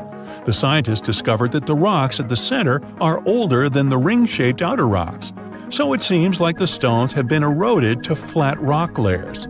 Anyway, there's no valid explanation for this phenomenon, and the 28-mile-long mystery of the Sahara is still to be solved. Number 4 is Rapa Nui, or Isla de Pascua, but I bet you know it as Easter Island. Yeah, it's got 3 names. It was discovered by Jacob Roggeveen, who actually never intended to look for that island. He just casually landed there one Sunday. That's where the name comes from. Jacob was supposed to find Terra Australis. Disclaimer, it's not Australia. This one never existed and was nothing but a hypothetical continent. Plus, he wanted to peek at Davis Land, which was believed to have once been seen by Edward Davis, the pirate, not Edward Davis, the saxophone player. Jacob failed at that too, though nobody ever saw that island except for the pirate Davis. Jacob may have failed to discover some lands he wanted to, but he discovered Easter Island instead. This is an island and special territory of Chile, located in the southeastern Pacific Ocean. It's on my list because nearly 1,000 stone statues called moai were found there. They were created by the Rapa Nui people. Nearly all statues represent gigantic heads, but there are also a small number of figures kneeling with their hands over their stomachs. Each statue represented chiefs or other important members of Easter Island society. To curve those statues, the locals used volcanic stones that were softened. Our next stop is the gateway to the underworld. Nah, don't worry. This is just how people labeled Darvaza gas crater in Turkmenistan. This giant natural gas crater has been there for 5 decades. This crater is continuously burning gases. The president of the country wants experts to find a way to extinguish this continuous firing pit. This site was created by people accidentally in 1971 while working on a natural gas project. Ever since then, the flames have been on, and it's become a tourist attraction. Mysterious constructions are sometimes built in our era, too. We don't have to go millions of years ago to long-gone civilizations. Edward Leedskallen single-handedly built a structure called Coral Castle in Homestead, Florida. He didn't use any large machinery. He carved and sculpted more than 1,100 tons of coral rock in 28 years until 1951. It's a mystery how he managed to do it all by himself. Leedskallen sculpted the sedimentary rock into different objects, such as walls, tables, chairs, a fountain, and a sundial. There's of course a legend behind this mystery too. He was inspired to build the structure after being abandoned by his fiancée on their wedding day. Uh-oh, runaway bride. Well, he wanted to prove his love to her and the world, so he wanted to do something extraordinary. Well, he definitely nailed it. Now, let's talk a little bit about the mystery of the Namibian fairy circles. There are millions of circular patches in hundreds of miles, ranging from 10 to 65 feet in diameter. They're called fairy circles because they look like a fairy or an otherworldly creature made them. These are essentially oval-shaped soil surrounded by grass. There are a lot of local beliefs surrounding the creator of these marks, yet science says something else. Biologists and mathematicians have been puzzled by the mystery of the Namibian fairy circles for decades. There is more than one theory to explain this phenomenon. Here's one popular theory. The water is limited in the desert, so plants compete to reach the water. Some plants expand and thrive into a patch, but smaller plants nearby cannot get the necessary water to live. In the end, some vegetation disappears, and the remaining ones stay at the patch's edges. That's why they form such regular distant gaps. What if I tell you that there is a hill in Leh City, India, where instead of rolling downwards, things roll uphill? It's an optical illusion. The road looks like it's a sloping hill because of its surrounding landscapes, yet the road actually goes down. These kinds of hills are called magnetic hills or gravity hills. Scientific explanations vary. The most common theory says that the hill has such a strong magnetic force that it can pull cars in the vicinity. Now, how about seeing some flaming rocks? Unearthed spread over an area of over 3 square miles. The place is located on a rocky mountain in southwest Turkey near the town of Çağrıoğlu. Unearthed got its name from its appearance. It literally means flaming stone. The rocks have been flaming for at least 2,500 years, and they'll probably keep burning for the coming decades. The mountain where the rocks are is an inactive volcano, so it's full of tiny fumaroles that release gases such as methane. The gas ignites when it comes into contact with oxygen and creates the flaming effect. And by the way, back in the day, sailors used the flames as a natural lighthouse, as it's really close to the sea. Today, it's more of a tourist attraction, though. Hikers love it too. Now, walk on this frozen Lake Abraham in Canada. In winter, the frozen water gets filled with ice bubbles. It looks magical, but these white orbs aren't that safe. They consist of flammable methane gas. Ew. Beauty can be misleading. The next one is from Racetrack, Death Valley, USA. There is a dry lake bed with moving rocks. Now, these odd rocks look as if they've been pushed or dragged by someone or something. They leave both a trail and a mystery behind. The force behind all this is now understood. Surprise! It's the wind and some ice. Scientists say the wind pushes the rocks during brief windows when the soil is covered with ice. Now, I can't help. Oh wow, there's a hole in the bottom of the ocean. It seems that the ocean has a leak. But it's not like a leak you would expect, where water is flowing out. It's more like a spring since water is flowing in, not out. This unique leak is something we know as Pythia's oasis. A grad student was the one who accidentally discovered it. He noticed bubbles that were rising to the surface. Normally, bubbles in the ocean tell us there might be some hydrothermal vents, which are hotspots for some pretty cool things.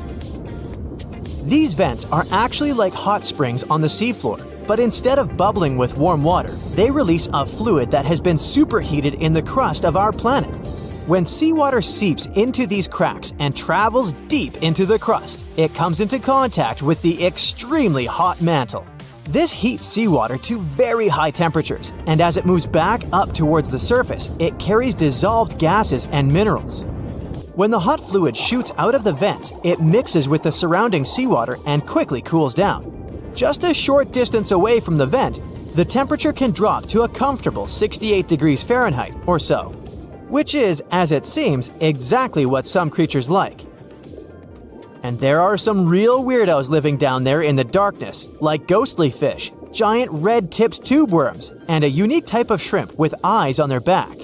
And some of them, like tube worms and bacteria, rely on the chemicals and minerals released by the vents to survive in harsh conditions. But in this case, the bubbling water didn't come from a hydrothermal vent. It was there because of a spring, and that's a bit more concerning. You see, the water in this reservoir needs to stay where it is. If too much of it seeps out, there could be some serious consequences, especially for the surrounding area. You can see this unusual leak along the Cascadia subduction zone, which is a massive fault line off the Pacific Northwest coast. It's a place where two pretty big plates that make up Earth's crust come together and slide along each other. The water from Pythia's oasis kinda acts as a lubricant between these plates. You can think of the fault zone as an air hockey table. When the fluid pressure is high, it's like you've turned the air on. That means the friction between the plates is reduced, which allows the plates to move. But if the fluid pressure is lower, the two plates can lock together, which then leads to the buildup of stress. Not that they'll feel bad. In the context of tectonic plates, stress is some pressure or force that can cause deformation. And if this stress starts to build up, at some point, it's gotta go somewhere. When it's too much, it can trigger earthquakes and most likely, not small ones. For example, a release of stress in the Cascadia subduction zone could lead to a magnitude 9 earthquake. For comparison, the biggest earthquake we've ever recorded happened in Chile in 1960, and it had a magnitude of 9.5. The damage was enormous. So we hope the water will stay in its reservoir and keep maintaining the delicate balance between the tectonic plates. We've explored only 5% of the ocean. Who knows how many cool things are there at the bottom, waiting to be found? For example, check out these mysterious holes scientists have stumbled upon in the depths of the Atlantic Ocean, near the Azores. They're neatly aligned and are about 4 inches apart, or in some cases, even several feet. They resemble punctures left by a sewing machine. Some think these holes could have a biological origin. For instance, some fish may have made them while walking along the seafloor. Others believe we could be looking at something that's human-made, maybe left by a spiked tire. Of course, such holes are perfect for making up stories about creatures from other planets who allegedly made them. Or maybe even legendary monsters, like that one from Loch Ness. It's definitely hard to explain such symmetry of the holes, but one deep-sea biologist offered a pretty good explanation. He said there could be an animal burrowing beneath the sediment, and from time to time, it could make little chimneys just to get access to clean water circulation in its small burrow. I mean, there are sediment piles around the opening of each hole, and they do support the idea that something pushed the soil from below. But there's still no proof these holes are actually connected beneath the surface. And there are also a lot of things hidden at the bottom of the oceans and seas that ancient civilizations left us. For instance, archaeologists made a really cool discovery off the southern coast of Croatia, a road hidden under layers of sea mud that's 7,000 years old. They found the ancient road at the sunken Neolithic site of Solin. The site of Solin was a human-made island in ancient times, and an archaeologist discovered it 2 years ago. He was studying satellite images of the area around Korčula, one of the beautiful Croatian islands. When he realized there could be something interesting at the bottom of the sea, he dove into the water with his colleague. And under the surface of the Adriatic Sea, which is part of the Mediterranean Sea, at a depth of 13 to 16 feet, they found stone walls that were most likely part of some ancient settlement. The landmass where people built the settlement was separated from the main island by a narrow stretch of land. Luckily, this area is protected from big waves by the surrounding islands, so the site remained relatively well preserved. It's now hidden beneath the surface of the sea and covered in mud. But it's so exciting to imagine how people walked on that road nearly 7,000 years ago, visiting nearby settlements. If you want to see the weirdest creatures, you can always head to the bottom of the sea. Actually, scientists have determined there could be more than 30 potentially new species at the bottom of the Pacific Ocean. They've collected them using their remote-controlled vehicle. That's a big step because until recently, they could only study such creatures through photographs. I'm talking about segmented worms, different types of coral, some invertebrates similar to centipedes, and many others. But there are also many old freaky creatures that we already know about that look like they came from sci-fi movies. Red octopus, blobfish. Okay, this one kinda looks normal until you raise it to the surface. The goblin shark, Sloane's viperfish, zombie worms. Ugh. Yeah, I hear ya. Let's move on. The seafloor hides things from space too. There are traces of rare forms of plutonium and iron at the bottom of the Pacific Ocean. And what's awesome is that all this has come from space. These radioactive materials probably formed during some kind of cataclysmic event in space and eventually made their way out to our beautiful home planet. And this extraterrestrial debris most likely appeared on Earth within the past 10 million years. After it fell to the Pacific Ocean and settled at a depth of almost a mile, it became part of all those layers of rock down there. Plutonium is especially exciting for scientists. I mean, only tiny amounts of it have been found. Hundreds of atoms maybe. But it's still remarkable because these atoms are created by exploding stars. Things like this can help us better understand how the universe produces elements heavier than iron, like plutonium, gold, uranium, and platinum. We're still not sure about the origins of these elements. For a long time, scientists believed that supernovae, which is when a star comes to its end in a fabulous explosion, were responsible for creating these heavy elements. But it seems it's not just that. Some other cosmic events, such as the collision of neutron stars, which are super dense collapsed stars, or some rare types of supernovae, could also be involved. Whoa, let me get my popcorn! This summer, you finally decide to go on that once-in-a-lifetime round-the-world trip. The first stop of this exciting adventure is in Europe. You start your journey in Italy, the country of pasta and pizza and delicious gelato. Ah, there it is, the world-renowned Leaning Tower of Pisa. You buy your ticket and get inside the crooked monument. You're about to climb 251 slippery stairs, so watch your step and don't forget to breathe. The white marble stones are astounding, and from time to time, you peep outside to enjoy the view of the city. Congratulations, you've made it! You've reached the top of the bell tower and can take all the selfies you want. The Leaning Tower of Pisa is one of Italy's most iconic landmarks. During your hike up the stairs, a guide tells you it's actually a medieval monument. It was built between the 12th and 14th centuries, taking over 200 years to finish. And in case you're wondering if it's always been tilted, I can say without a doubt, yes it has. Once they finished the third floor, the bell tower started sinking.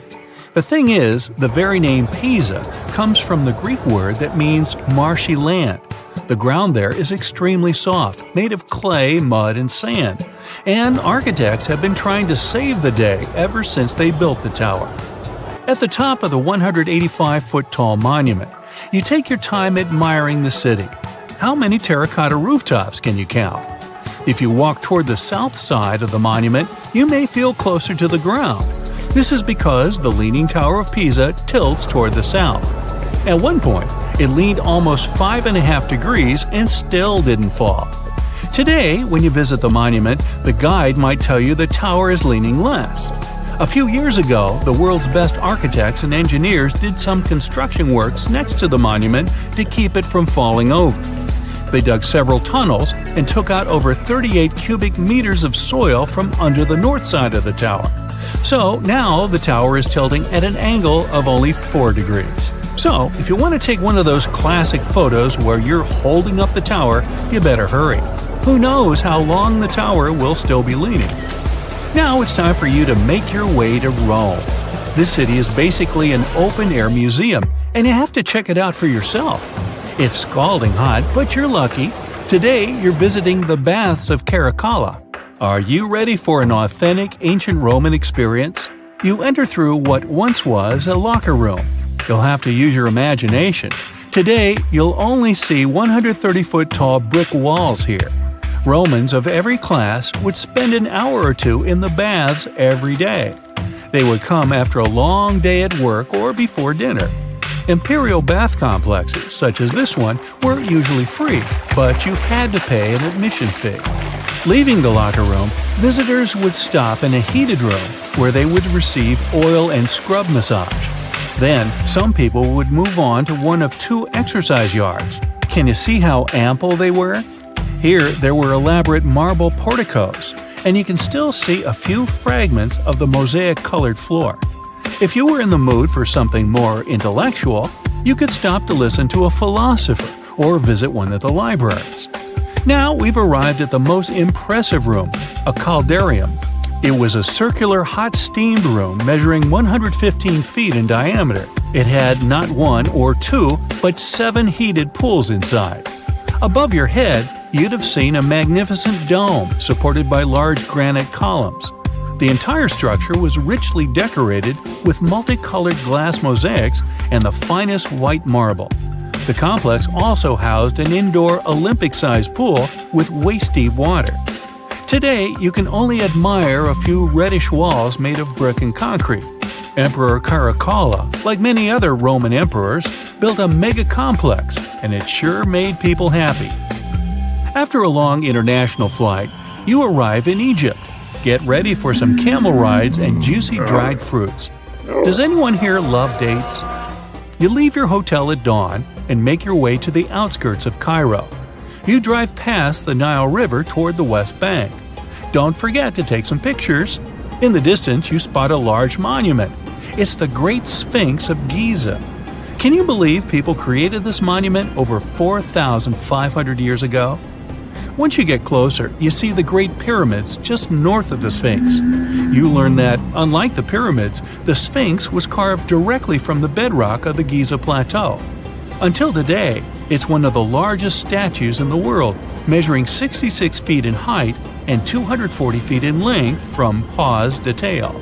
The face of the Sphinx looks a tad beaten today, but according to archaeologists, it wasn't always like that. A Photoshop reconstruction of the Sphinx gives it a very different look. As you can see, at one point, the Sphinx's nose was chopped off together with parts of the chin. Scientists believe that the statue is a representation of the great pharaoh Khafra. This is why its face resembles a human so much. Just below the eyes, a dark carved line was added to represent the charcoal eyeliner ancient Egyptians used to wear. Fun fact, this wasn't only a beauty habit. It protected their eyes from ultraviolet rays. In a desert region that gets so much sunlight, this might come in handy. Until today, researchers debate whether or not the Sphinx had a beard. Many believe that if it was meant to depict a pharaoh, it most likely had a braided beard that got destroyed by erosion or humans.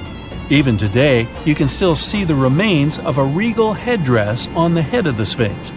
These head ornaments were associated with power and royalty. Now imagine that the stripes are blue and gold. This is probably what it looked like when the monument was first constructed. There's no evidence of how long it took to build the Sphinx, but it was likely very long, as the carved details are pretty impressive. If you're lucky, your guide might take you to one of the secret chambers inside the statue. If they're real and not just a myth, I mean. The crystalline waters of Greece. Whether you arrive by boat or plane, you're in for a real treat. This is the focal point of archaeological sites. You arrive at Mandrake Marina and Port, but wait a minute, you don't see any monuments around. The Colossus of Rhodes is nowhere to be found at first glance. That's because it was destroyed long ago. Before tumbling down during a mighty earthquake, the great statue was considered one of the 7 wonders of the ancient world. If you saw the Colossus in a picture, you would probably mistake it for Lady Liberty. Well, that's actually not a coincidence. Apparently, there's a connection between the Statue of Rhodes and the Statue of Liberty. They were both built as symbols of freedom, and Lady Liberty is often referred to as the modern Colossus. The Colossus stood at 100 feet tall, but today all you see is a concrete jetty with a huge gap in the middle. Now imagine a bronze statue straddling both ends of the bridge. The Colossus was built back in the 3rd century BCE, and 900 camels took part in the construction. The statue existed for approximately 54 years before it was ruined by a powerful earthquake. It hit the city so hard that all that was left of the statue was one very large foot. Even so, people kept visiting the monument. Are you ready to head home? Thanks for joining me on this journey, and don't forget to tell me what your favorite site was. See you next time. There are countless doors all over the world that haven't been opened for decades, and even centuries. The question is why? It seems that nowadays you can open any door you want. The truth is that some doors were sealed for a grave reason. And so far, nobody has found out what treasures and mysteries they hide. Here are 4 doors that keep their secrets all too well. The Taj Mahal. First up, we've got the Taj Mahal in India, one of the most romantic places in the world. Shah Jahan commissioned it in 1631 and dedicated it to his 3rd wife, who he loved like crazy. They were married for 19 years and had a whopping 14 kids together. But unfortunately, she passed away while giving birth to their last baby. Shah Jahan was heartbroken and decided to build an epic tomb to remember her by. The construction took a whopping 20 years to finish. The building has quite an interesting layout. The design is super unusual with these 4 massive 130-foot tall minarets that stand on the corners of a huge platform. They're not just there for looks. Back in the 17th century, architects were having some serious issues with buildings collapsing under their own weight. So, the chief architect of the Taj Mahal made sure to place those minarets as far away from the tomb as possible. And he even tilted them in a way so that if they did fall, they wouldn't wreck the rest of the Taj Mahal. Talk about planning ahead. The Taj Mahal is hiding some crazy secrets. There are sealed rooms all over the place that nobody is allowed to enter. And if you check out photos of the building from the riverside, you can spot 2 basements. But guess what? They're sealed up too. Nobody knows what's inside or why they've been locked up since the time of Shah Jahan. Apparently, there's a good reason why those rooms are off limits. Some researchers think that they were built using marble, which turns into a different substance called calcium carbonate if it's exposed to carbon dioxide. And when that happens, little bits of marble start chipping off like crazy. To make matters worse, there's no air flowing into these rooms. That means that if too much CO2 builds up in the basement, the 4 minarets could collapse. But wait, there's more. Some people think that the body of Shah Jahan's wife can be found in one of these sealed-up rooms in pristine condition. Why not? Who knows what the mysterious rooms might keep? The Great Sphinx of Giza. The Great Sphinx of Giza is shrouded in mystery. It's not just the largest monolith statue in the world, but it's also a hybrid creature with a woman's head and a lion's body that originates from Egyptian and Greek mythology. It's also very ancient. It's estimated to be around 4,500 years old. The construction of this marvel took about 3 years and required 100 workers who were not slaves and were treated with delicacies like sheep and goat meat. It is also thought that it used to be much more massive than it is now. Archaeologists found huge stone blocks and abandoned toolkits near the site. However, the real secrets of the Sphinx lie underground, near its paws. A group of scientists used a seismograph to detect 2 hidden chambers beneath the Sphinx's paws. Some people think that these rooms might be the legendary Hall of Records, which holds ancient scrolls revealing the secrets of the universe. I mean, that's way cooler than any library I've ever been to. Rumor has it that the Egyptians even had info on Atlantis stashed down there, which is like a super old version of a conspiracy theory. Unfortunately, we can't go on an adventure to check it out just yet. The chambers presumably have 2 entrances, but both remain sealed. The researchers haven't yet received the green light to check out their theory. Let's hope they won't keep us in suspense forever. Sri Padmanabhaswamy Temple. This temple is located in the beautiful state of Kerala in India. This temple is famous for more than just its breathtaking beauty. Underneath the temple there are 6 vaults, creatively named A, B, C, D, E, and F. The enormous iron doors to these chambers add to the mystery of what's behind them. A few years back, the authorities decided to open these vaults to the world, but it wasn't an easy task. You can't just open the doors and enter the vaults. It required a lot of work. It took them a while, but finally, in 2011, they opened 5 of the 6 chambers. And guess what they found? Tons of treasure. Bags of gold, precious gemstones, and priceless diamond jewelry. The estimated worth of everything found in the vaults is a whopping $1 trillion. It's like the temple was the real-life inspiration for Aladdin's Cave of Wonders. But wait, I said 5 of the 6. What happened to the last one? Vault B has remained closed, but not for lack of trying. They simply didn't manage to open it. There is even a belief that it's fatally cursed. Legend says that only a saint or sage can break the curse by chanting a specific mantra. But no one has been able to do this yet, presumably because we don't have saints or sages at our disposal. There is also rumor that in the 30s some temple invaders tried to enter Vault B to do some good old looting. But they never reached their target. Apparently terrible snakes materialized out of nowhere and chased the gang away. But of course, this is just an urban legend, and there is not proof of that. However, it is said that the Auditor General dealing with the temple claimed that Vault B had been opened at least 7 times since 1990, and nothing bad happened to anyone who entered. Who knows? Maybe we should send Indiana Jones to check it out. The First Emperor's Tomb. Deep under a hill, completely undisturbed and surrounded by dangerous traps, lies an ancient 2,000-year-old tomb. It belongs to Qin Shi Huang, the first emperor of China. He was born in the Qin state and became king when he was just a boy. But when he grew up and gained full power, he united the warring states ancient China was divided into by conquering them. After that, he created the Qin dynasty. When he died in 210 BCE, they buried him deep underground in a massive tomb. And when I say massive, I mean massive! Back in 1974, some farmers in Xi'an, China, stumbled upon something strange while digging a well, a huge terracotta soldier. This discovery led to an extensive archaeological dig that has continued for over 40 years, revealing a collection of thousands of clay soldiers. The unique thing about these soldiers is that each one has its own unique features, from hairstyles to facial expressions. It's believed that there could be up to 8,000 of these soldiers, but only 2,000 have been found so far. Interestingly, the central tomb, which is believed to be the resting place of the emperor, is still untouched. In ancient records, there are references to a vast underground city that the emperor built, complete with scenic towers, palaces, and whatnot.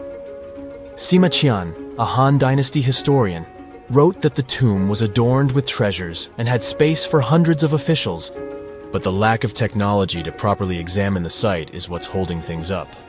Qin Shi Huang was surrounded by liquid mercury in his tomb, with two of the streams representing the major rivers of China, Yellow River and Yangtze. The ancient Chinese believed that mercury could provide immortality, but it could have also caused the emperor's death since he regularly took mercury pills to prolong his life. The dangerous levels of mercury contamination in the soil near the tomb are the main reason why scientists are reluctant to explore it. It could be very dangerous both for people and for the environment. Now, if I had to choose which door to open, I'd probably go for the one that doesn't lead to a tomb surrounded by poisonous mercury. Call me crazy, but I'd like to avoid any potential health hazards. When you hear the word mummy, you might get a chill down your spine. That's because most of us associate this word with those creepy characters we've seen in some scary movies. But in reality, mummies have helped us understand a lot about ancient civilizations, their rulers, and about how people used to deal with losing their loved ones. The people most famous worldwide for their mummies are the ancient Egyptians. They believed that some sort of existence after passing away was possible, if certain conditions were met. That's why they insisted on preserving the human body through the process of mummification and placing the mummy in a furnished tomb, kind of like giving it a fully functioning apartment of its own. Why did they believe in this? Well, because they were deeply connected to their natural environment for the most part. They saw the natural cycles around them, like how the sun rose every day, followed by the moon, or how new life was always sprouting from plants, even after they had wilted away. They also believed that the powerful spirit Osiris, who represented the cycle of passing away and resurrection, played a role in this process. To prepare for the afterlife, the ancient Egyptians followed certain rituals, like mummification, which involved using materials like honey, resins, and incense to preserve the body. There's no other mummy more popular than that of King Tut. He was a young pharaoh who ruled over 3,000 years ago in Egypt. The problem with discovering ancient royal tombs is that most of such burial sites were previously robbed. People knew ancient rulers had been left with many valuable belongings, so those locations became vulnerable to thieves. When King Tut's tomb was opened in 1922, people were excited because it had not been robbed, like many other previously discovered royal tombs. That's how well hidden it was. Inside, his mummy was encapsulated in a total of 3 coffins, including one made of gold. The objects found in his tomb showed us what ancient Egypt was like, and studying his mummy also helped us learn about the culture and practices popular at the time when he passed away. We also learned about his family by looking at his DNA. Scientists were able to discover that he had had a disease called malaria and a problem with his foot that might have made it hard for him to walk. Ramses II was another pharaoh in Egypt who ruled for 68 years, which was quite a lot back in the day. He was known for his expansion campaigns and building projects. Many objects from his time as a ruler still exist today, including a large statue of him. Ramses II was about 6 feet tall, and lived to be about 90 years old. After looking at his mummy, scientists concluded that he may have had a medical condition that affected his spine. Now, remember those thieves I mentioned before? They are probably the reason why Ramses II ended up in a plain coffin in a secret collection of royal mummies at Deir al-Bahari, which was rediscovered in 1881. Thankfully, archaeologists were able to identify him because his journeys had been recorded on his wrappings. The process was really tedious too. In fact, in ancient Egypt, the mummification process could take a staggering 70 days to complete. A special person would say a very specific speech while delicately handling the body and drying it out using a type of salt called natron. They also used linen and resin to make the body look more lifelike and to wrap it in cloth. The tomb was equally as important for ancient Egyptians. The walls of King Tut's tomb, for example, were adorned with intricate artwork that depicted his journey to the afterlife, from his burial procession to his passage through the underworld. The ancient Egyptians believed that everyone made this journey after passing away, and they filled their tombs with items and paintings to help the person in their spiritual travels. Additionally, the walls of the tomb were decorated with spells from a special book, which contained a collection of poems that the Egyptians believed would help people reach the afterlife. And speaking of how important this journey was, people also placed food in these ancient tombs. In King Tut's tomb, archaeologists discovered 36 jars of vintage beverages and 8 baskets of fruit, which were believed to be left there to help him in his journey to the afterlife. The Egyptians believed that traveling to the afterlife took a really long time, so they left a lot of supplies, such as food and water, to sustain their loved ones. Pharaohs also generally had numerous luxurious garments and beautiful jewelry in their tombs to ensure that they would have a fashionable journey. These items included various types of linen clothing, such as tunics, scarves, gloves, and headdresses, as well as a lot of gold jewelry with precious stones, like bracelets, buckles, pendants, necklaces, rings, and even precious depictions of insects for protection. Some were also deposited with fans made from ivory and ostrich feathers to keep them cool in the afterlife. Some ancient rulers were even placed in their forever apartments along with boats. For example, Pharaoh Khufu built the Great Pyramid at Giza as his tomb, and a large ship was found inside. King Tut, however, was buried with multiple boat paddles, but no actual boat. Instead, he had 3 chariots and numerous walking sticks made of precious materials, perhaps indicating he'd rather travel to the beyond by land, not by water. Amongst the most interesting objects found near ancient mummies are bottles of oils and perfumes. If rulers were supposed to be fashionable, why not smell nice too, right? Also, some of them had some ancient kinds of board games, most of them made out of precious materials like gold or ivory. One of those games was called Senet. It was very popular amongst the ancient Egyptians and very similar to modern-day chess. The ancient Egyptians may have the most famous mummies out there, but they weren't the first to invent the procedure. In fact, it all started in South America with an ancient civilization named the Chinchorro. As far as we know today, these people were the first to mummify their loved ones that had passed away. They did it somewhere around 2,000 years before the Egyptians started their own rituals. Sure, we can tell a lot about ancient rulers by studying these mummies, but until recently, we had no idea what they really looked like during their lifetime. Not so long ago, though, some very special mummy paintings were found by archaeologists studying ancient Egyptian objects. These mummy portraits are highly detailed paintings of individuals that were made while they were still alive.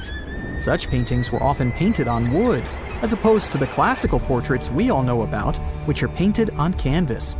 They are known for their realism and beauty, and have even been used by researchers to diagnose diseases by comparing them to the corresponding mummies. Some of these portraits also include depictions of jewelry, which was later found on the mummies. The recent discovery of these mummy portraits in Central Egypt is significant, as it marks the first time in over a century that such paintings have been found. Mummies appeared all around the world naturally, too. Mummification can occur without people intervening because of natural conditions, like extremely cold or hot environments, places with a lack of oxygen, or accidental exposure to chemicals that preserve the body. These conditions don't allow bacteria to grow, resulting in the body remaining more or less intact. Famous Otzi was one of these mummies. We know today he was a man who lived around 5,000 years ago in Europe. But upon his discovery in the Alps in 1991, Austrian authorities initially believed that he was a modern mountaineer because of how well preserved the body was. However, after the Iceman was removed from the glacier, it was determined that he was actually from the Copper Age. Scientists claim that Icelandia was a region between Greenland and Scandinavia that was more than 230,000 square miles, but is now underwater. The Earth was once a large pizza pie, with all the continents connected to each other millions of years ago, otherwise known as Pangaea. The North Atlantic region we know today was dry land from about 335 million to 175 million years ago. For many years, scientists and geologists assumed that the North Atlantic Ocean was birthed as Pangaea began to split apart roughly 200 million years ago. With volcanoes in the region where Iceland is, the country came to be just 60 million years ago as it broke off and sailed away from all the other lands. And since the Earth was like a large pizza pie, it divided like one. Many of the lands split up into many large and small pieces, creating the continents we know today. But this new theory suggests that the result of Pangaea's splitting left out some land that stretched for around 200 miles. And just about 10 million years ago, that piece of land submerged in the waters on the eastern and western side, leaving the tip of the land, which is now Iceland. When plate tectonics move, they grind on each other, which gave shape to our current landscape, all thanks to the mantle. This new radical theory goes against everything written in history books and what scientists have been studying. They began shaking heads, drawing lots of skepticism and criticism. But by analyzing the ocean floor under Iceland and the Earth's crust, we can assume that this idea isn't far-fetched. The crust beneath Iceland happens to be a lot thicker than the typical ones. Oceanic crust is made up of unique melted rocks compared to the land crusts where we walk and live on, and is a lot more denser. The thinnest layer on Earth is the crust, where life takes place. It's essential for water, growing food, gathering natural resources and minerals, and breathing in oxygen. It sinks below to the bottom, but right above the Earth's mantle. It also refreshes itself, since it constantly gets recycled into the mantle and back up.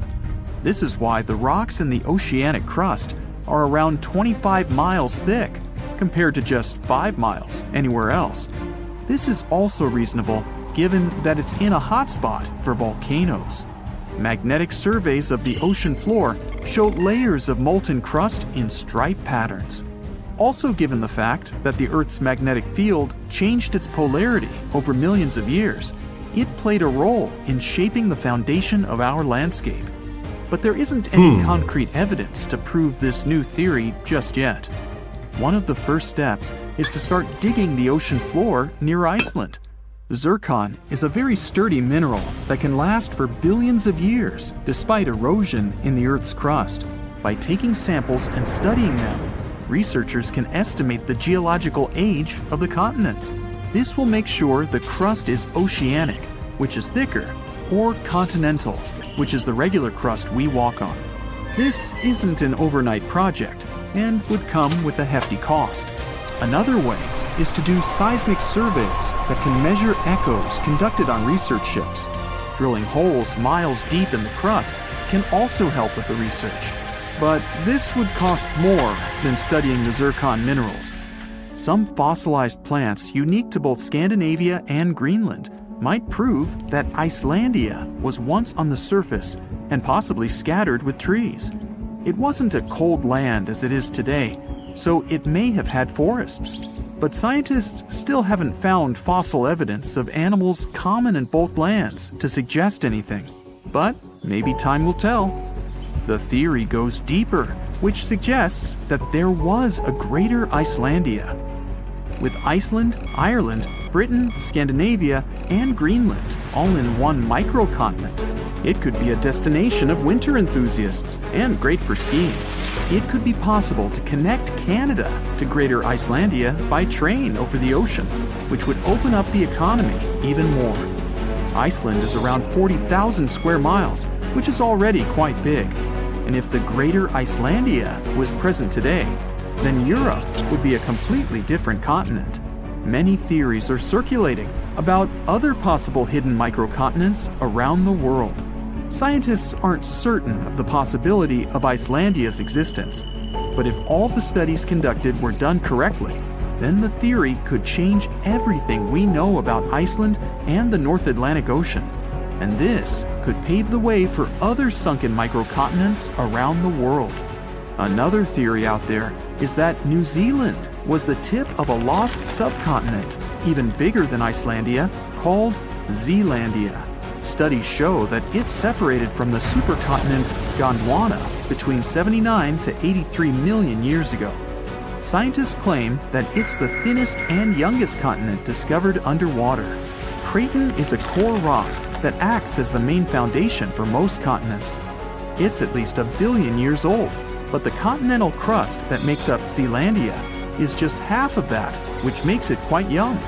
That means some craton is missing, even though it holds some leftovers of older rocks and parts of the mantle. They're estimated to be as old as 2.7 billion years old. Scientists did some studies on the zircon crystals from New Zealand and found out that they're as old as 1.3 billion years old. The rest of the continents are more than 3 billion years old. Scientists studied the composition of the rocks in the bottom of the ocean around New Zealand. They're made up of silica and granite, which are found in continental crusts. The ocean floors mainly have magnesium and iron-rich rocks. They're also thicker and higher than regular ocean crusts around it. They conducted some studies and collected magnetic and topographic data to see the link between the Tasman and Coral Seas in the Cato Trough region. This is the narrow strip between Zealandia and Australia. Satellite data tracked tiny faults in the Earth's gravity to map out the crust of the ocean floor surrounding the area. They saw the mass that makes up Zealandia quite visible and almost the size of Australia. Even though the signs are there, this doesn't prove anything. It's possible that there are a bunch of microcontinents which all split apart when Australia broke free of Gondwana. Back then, the supercontinent was made up of South America, Antarctica, Australia, Zealandia, Arabia, and the Indian subcontinent. New Zealand is already not the biggest country out there, but if the theories are correct, then Zealandia will be 6 times its original size. Mauritius is a young island that's only a few million years old. Just 1,200 miles off the coast of Africa, it's believed that the tiny island came to life around 9 million years ago. The underwater volcanoes in the region spewed out so much lava that it formed the land today. But scientists found zircon rocks that are more than 3 billion years old. It may also be part of a continent submerged underwater called Mauritia, which is just a quarter of the size of Madagascar.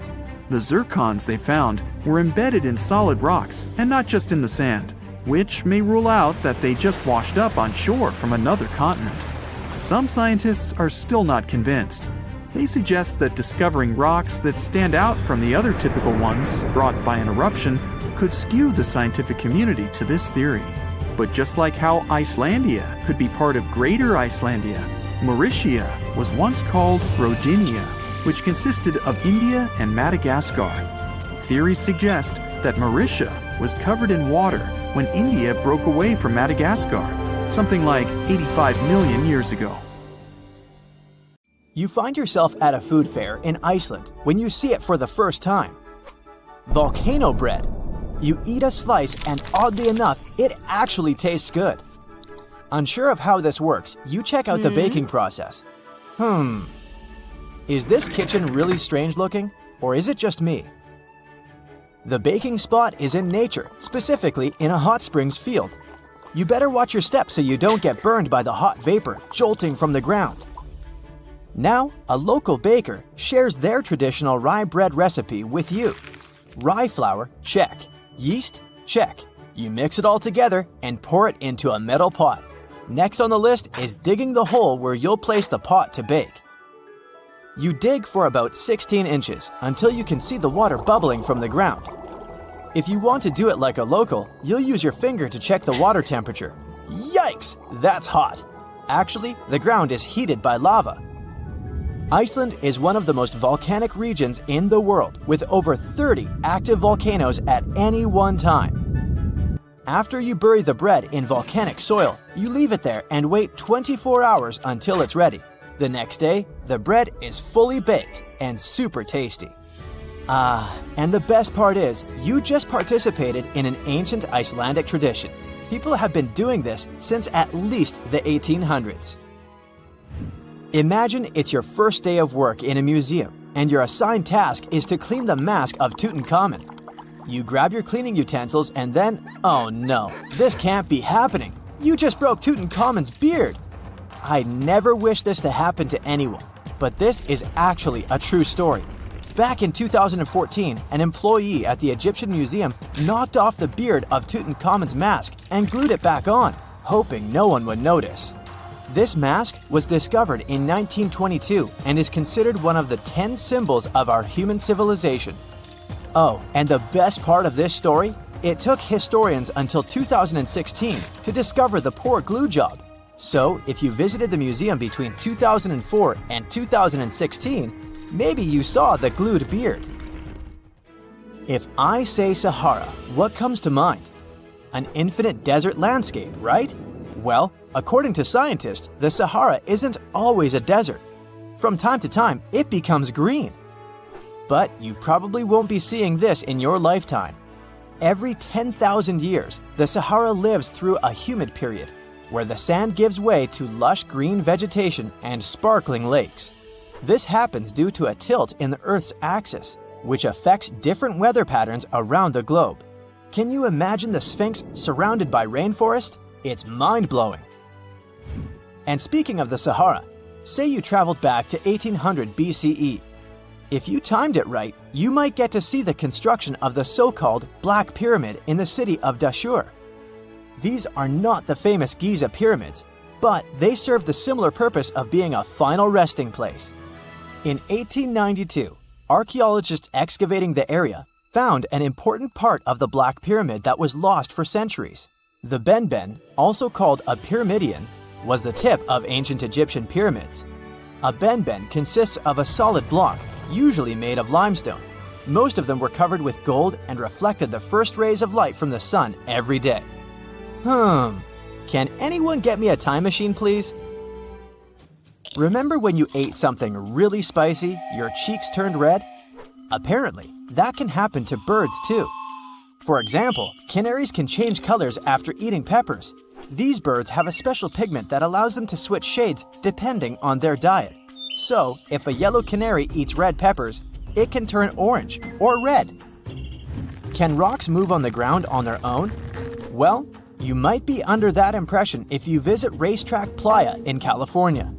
The site is a dry lakebed and home to one of the world's strangest phenomena, the so-called sailing stones. Think 100-pound rocks moving around alone, leaving behind trails as long as 1,500 feet. They were discovered in the 1900s, and until recently, no one was lucky enough to be on the site while they were moving. It was only in 2014, after much observation and research, that scientists solved this mystery. The sailing stones appeared because of the perfect balance between wind, ice, and water. When it rains, the water that falls on the ground freezes and forms a coat of ice above the ground. If it's windy, the rocks are easily pushed around, sailing along the lakebed. But hey, if you ever visit Racetrack Playa, don't disturb the rocks. On the western coast of France, you'll find the vacation hotspot known as the island of Ré. It attracts tourists looking for scenic landscapes and beautiful beaches, but that's not all it's famous for. There, an extraordinary phenomenon occurs when two different wave patterns collide with each other, something called a cross-sea. It's almost as if the sea were a checkerboard divided into hundreds of squares. And no, it's not an optical illusion. A cross-sea only happens in places where different quality waters meet. For a tourist to see the cross-sea in Ray, this probably means that there was a storm in a different sea nearby. This stormy water travels with the help of currents and meets the water of Ray, creating these oddly shaped riptides. Oh, and apart from this island and Israel, there's nowhere else in the world where you could see such a thing. The following sight will either give you goosebumps or make you marvel at its weirdness. I'd say it depends on the time of day you visit. Next to the small town of Gryfina in Poland, you'll find a very unusual sight. A pine tree forest where each tree is bent at its base. If you visit during the daytime, I guess you'll be fascinated by these trees' sharp 90-degree curves. You can even use their trunks as a stool if you decide to have a picnic, for example. But visiting the site at night will most likely give you chills. A thin layer of fog hovers around, making the forest seem quite unwelcoming. Scientists still can't explain why the trees are the way they are. So, are you a daytime or nighttime visitor? You went for a hike and suddenly encountered a big cloud of fog. This may ruin your photo ops, but there's one thing you can hope for. Foggy days are the perfect conditions for a phenomenon called fog bow, otherwise known as a white rainbow. This happens because of numerous tiny water droplets that cause fog, smaller than 0.002 inches. So, instead of the multicolored bow, you get a transparent one, with red outer edges and a bluish inner edge. Now, say you're roaming in a little town in Europe, appreciating the century-old buildings and good summer weather. You feel hungry and decide to type into your Google Maps the name of that restaurant your friend recommended. Ah, it's only 10 minutes away by foot. You follow the blue dot on your GPS and arrive at your destination, quick and easy. We all love this free piece of technology, don't we? But what if I told you that the US spends over $2 million daily to maintain the satellites to make it work? Yep, that's the price. And to implement it, they spent over 12 billion US dollars. Have you ever heard of something called a natural snowball? This could be proof that nature is really perfect. In 2016, the beaches of the Gulf of Ob in northwest Siberia were filled with rows of giant snowballs. Think balls measuring up to 3 feet across. This rare yet beautiful natural phenomenon happens when small pieces of ice are rolled by strong winds and water. The further they roll, the more ice they gather, and the more that ice is polished. They end up as giant, perfectly shaped snowballs. They look pretty amazing on their own, but it's quite a sight when hundreds of them are together. We've all heard of the Sahara. Sure you have. It's the largest hot desert on the planet. A sea of sand covering an area larger than the contiguous United States. But have you ever wondered what lies beneath the sand dunes? To answer this question, we must travel deep into the past of our blue planet. Up until some 6,000 years ago, the Sahara was grassland. Humans were around at this time, not me, spreading agriculture around the planet. In the north of Africa, the color green dominated. Plenty of rainfall meant that there were lakes, rivers, pastures, and even forests. A completely different image of the Sahara from the barren landscape of today. But then, the climate started to shift. The region became parched, and the vegetation started disappearing. The wind did the rest. It took away the fine sediment after there were no plant roots to hold the ground together. Give it a couple thousands of years, and you get a familiar image of the Sahara. Sand and rocks stretching as far as the eye can see. But when it comes to volume, only a quarter of the Sahara is actually sand. The yellow sands of the Sahara are just one part of the story. The desert has many other features, such as gravel plains, salt flats, and plateaus. Makes you think if we understand the word desert correctly. For people who study such terrains, geologists, there is only one condition for defining a desert: precipitation. If an area gets little or no rain, then it's considered a desert. The Sahara certainly fits the bill. Its average annual rainfall is just 3 inches. Compare that to the nearly 45 inches a year in New York. When we look at precipitation, this sandy desert is only the 3rd largest in the world. Number 1 and 2 are Antarctica and the Arctic. They are larger than the Sahara by millions of square miles. It sounds odd, but there is more than one type of desert. The first 2 are polar deserts, while the Sahara is a subtropical desert. But the difference in air temperature are staggering. In Antarctica's interior, temperatures plummet to minus 76 degrees Fahrenheit. Compare that to the highest temperature on record in the Sahara of 136 degrees Fahrenheit. But this desert has a cool side. At night, the temperature is roughly the same as the average yearly temperature in Denmark. This hot and cold roller coaster makes it hard to choose the right outfit when venturing into the Sahara. And what about the sand? How deep is it actually? The depth varies between 70 and 140 feet. That's not too deep. If you put the Statue of Liberty in a tall dune, half of it would still stick out of the sand. Its vast amounts in the Sahara were created by aeolian processes. That's Greek for wind. Over time, it blows and shapes the surface of the earth.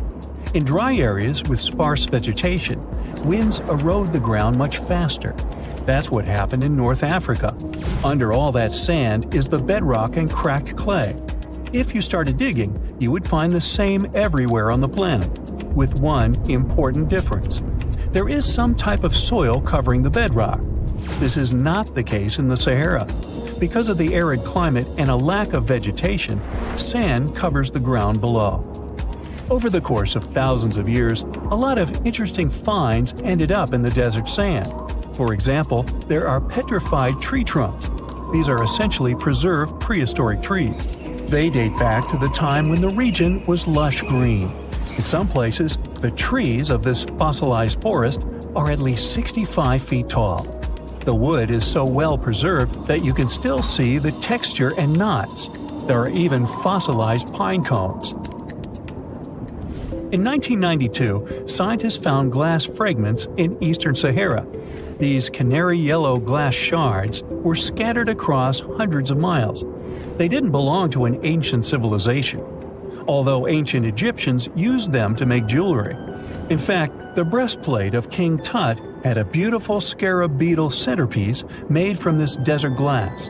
For a long time, scientists were puzzled about the true origins of these fragments. They finally concluded that the glass was around 29 million years old. It is an impact tape. If that sounds like it has something to do with the word impact, you are correct. These rocks are formed when a meteorite hits the surface of the Earth. This generates a lot of heat. Scientists estimate that the temperature needed to melt this mineral was close to 3,000 degrees Fahrenheit. Apart from the regular fine-grained sand, we also have melted sand in the Sahara. But the desert conceals other unlikely artifacts. Shark teeth are a common find in Morocco, which sits in the western part of the Sahara. What are the fossilized teeth of these marine predators doing in the middle of the desert? This part of the world looked entirely different millions of years ago. There was a sea cutting right through what is now a desert. The Trans-Saharan Seaway ran the length of present-day Algeria and Mali. It was around 165 feet deep. That was enough for all sorts of aquatic animals to inhabit it. Large catfish, sea snakes, and of course sharks lived in the area. British archaeologists even unearthed a turtle shell in Mali in the 1980s. For centuries, there was even an entire city hidden under the desert. Timgad was a Roman outpost constructed by the Emperor Trajan around the year 100 in the current era. For various reasons, its residents abandoned it around the year 700. The sands of the Sahara soon engulfed the city. It had remained hidden for nearly 1,000 years. Then, in the 1700s, a Scottish explorer started digging out the city. His team first uncovered a sandstone triumphal arch 40 feet high, similar to the ones we can see in Rome and Paris today. An amphitheater soon popped out of the sand, and it was followed by well-preserved statues of Roman emperors. The Scotsman's find was so impressive that no one believed him at first. It took 2 more centuries for archaeologists to fully excavate the city during the 1950s. The site covers a surface as large as 10 polo fields. The ruins reveal the full mastery of Roman city planning. All the streets meet at a right angle in what is known as an orthogonal grid. You can find the same layout in modern cities such as New York. Historians estimate that during its heyday, 10,000 people called Timgad home. Different nationalities lived here, from Romans to people of African descent. Today, more than 2.5 million people live in and around the Sahara. They are spread across 11 countries in total, and their living space is growing. The desert is 10% larger than it was just a century ago. This process doesn't involve sand pouring out of the Sahara. The ecosystems on the edges of the desert simply change over time. The wind blows the soil away and vegetation dwindles, the perfect conditions for the formation of a desert landscape. These changes are happening in the Sahel, a region south of the Sahara Desert. That's why the African countries have recently come together for a project called the Great Green Wall. The primary goal is to stop the desertification of the Sahel and hold back the sands of the Sahara. Their plan is ambitious and involves planting a wall of trees from the west to the east of the African continent. The proposed forest is not only going to be long, but wide as well. The Sahara and the Sahel share a historic bond.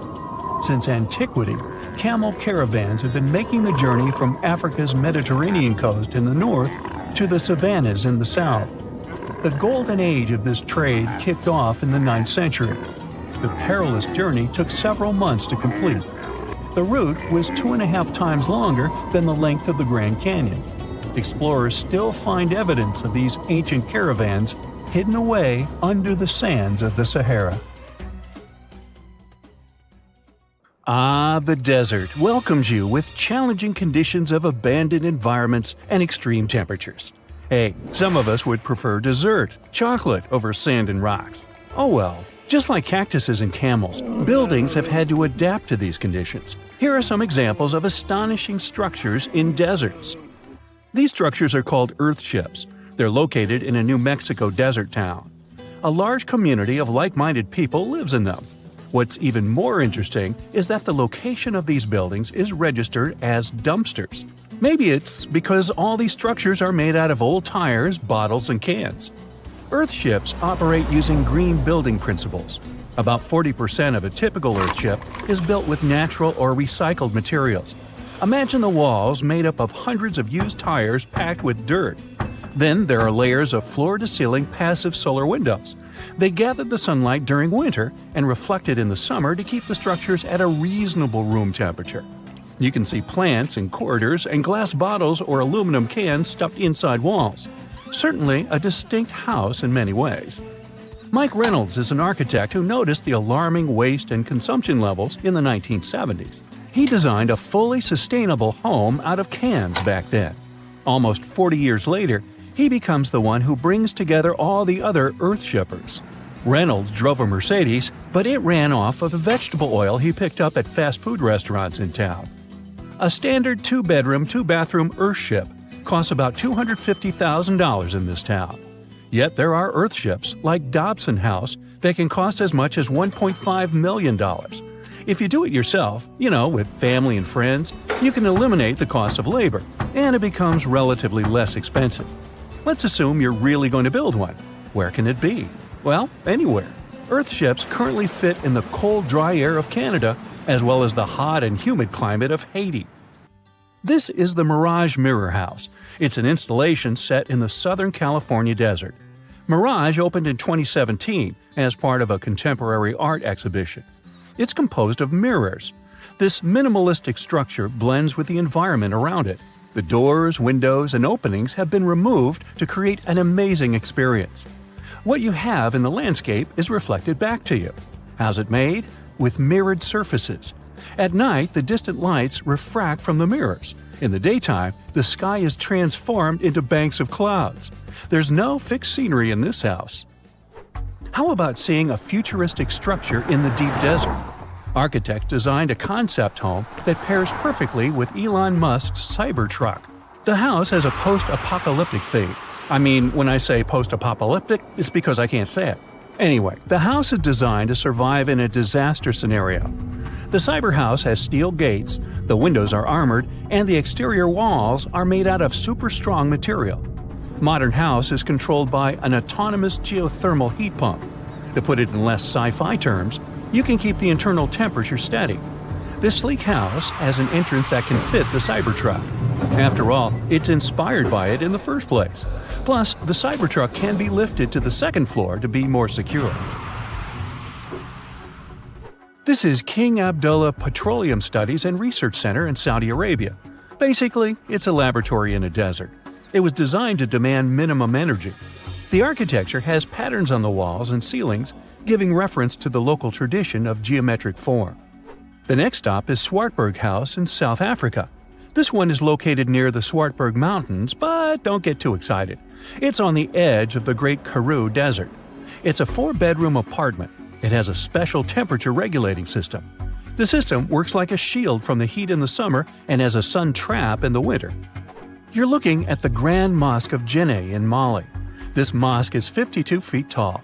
This is impressive because it's made of only sticks and a special mix of mud and other natural elements found in the desert. Petra is an ancient city hidden in the Jordan Desert. The structures are carved directly into red, white, and pink-colored sandstone cliff faces. It's located among the canyons and mountains near the desert. The place was a trade center many years ago. You might already see pictures of the impressive facade of the treasury. This structure still holds many mysteries in it. For starters, scientists can't explain how the Nabateans managed to create such a structure thousands of years ago. Did you know that there's another mysterious place in the middle of the desert that has a similar structure to Petra?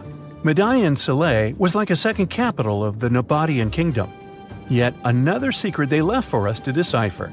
It has over 100 decorated tombs and more than 1,000 non-monumental graves. Plus, inscriptions and cave drawings are also here, again surrounded by sandstone. This wooden shack was a post office once. The structure is in the Tengger Desert of Mongolia. It's surrounded by nothing. Sand is the only thing that accompanies the lonely structure. The building is only 23 square inches. As you can guess, it didn't get too many visitors. It was abandoned for over 35 years. Its fate changed one day when a woman discovered the building. Mrs. Zhang and her friend came up with an idea. They were going to reach businesses and people who wanted to send letters and postcards from the world's loneliest post office without actually visiting the place. It worked. The post office rarely gets visitors in place, but it's busy online. Over 20,000 letters and postcards were sent from the Desert Post Office in December 2021 alone. The place is about 6 miles off the nearest road. A post truck picks the letters up and hits the road for delivery. Eventually, they are shipped all over the world. A second destination in Saudi Arabia is King Abdulaziz Center for World Culture. The building has an interesting design. It took nearly a decade to build this complex structure. It's a 321-foot-tall tower which stands out with its look. Stone Matters Pavilion is a stone structure in Palestine. The structure spans a surface area of 93 square inches. It has been built entirely out of 300 interlocking stones that mutually support each other. The concave roofs, and yes, they look like giant bowls, are designed that way to collect rainwater. The structure is in Iran. Interestingly, in Iran, the evaporation rate is 3 times faster than the world average, so this bowl-like design comes in very handy. It captures the water in a way that the water can form a single mass as a whole before it evaporates. The outer shell of the roof system collects rainwater, but it also works as an additional shading. It makes air move freely, designed like a cooling mechanism for both roofs. Eco Lodge in Egypt is the next stop. The project is built in a place that overlooks the desert and is constructed using locally available materials like sun-fired bricks and palm wood. The building is an example of traditional architecture. There's a water basin that lets in the air to keep the interior cool. A worthy mention is the CID Interpretation Center in Chile. Chile's Atacama Desert is among the top tourist destinations in the country. To help the tourists, architects designed a visitor center as part of the infrastructure for the wind farm. Here, the cold winter months don't freeze people because the large windows make the most of solar heating. What's even more interesting is that the building is designed to go completely dark at night. Imagine you somehow bumped into the building by accident. Black Desert House is a building respecting the stars. At night, this house goes completely dark. It dissolves into the night, so the stars can appear more prominent. Now, any mysterious desert buildings you know that aren't on this list? Let us know in the comments. It was hot in the tropics, a type of heat unknown to the men aboard the Nina, the Pinta, and the Santa Maria ships, led by Italian explorer Christopher Columbus. It had been months since these men left their home cities in Europe, and until then, Europe was all they knew. They were given a difficult and even dangerous task. Spain hired Columbus to find a new western route to Asia. They needed new routes for trading and buying spices, but it was far from a simple job. I mean, crossing the ocean never is. Little did those sailors know that their lives were about to change forever. "Land in sight!" someone must have shouted on board. But when they finally stepped on that new foreign land, they discovered they were not in Asia. They had landed in the Americas. You've probably heard this tale before. Historically speaking, Columbus arrived in the Americas in 1492. But what would have happened if Columbus's ship had faced a lethal storm in the Atlantic Ocean and had never made it to the new land? What would today's history look like? First things first, nobody discovered anything. When we say that the Americas were discovered, we're kind of ignoring the millions of people who already lived there. You see, the Americas were only discovered from Europe's point of view. Columbus would only have discovered something if when he got there, he was faced with acres and acres of empty land. But that was not the case at all. Second, Columbus was not the first explorer to land in the Americas. Believe it or not, the Vikings approached American shores in the 10th century.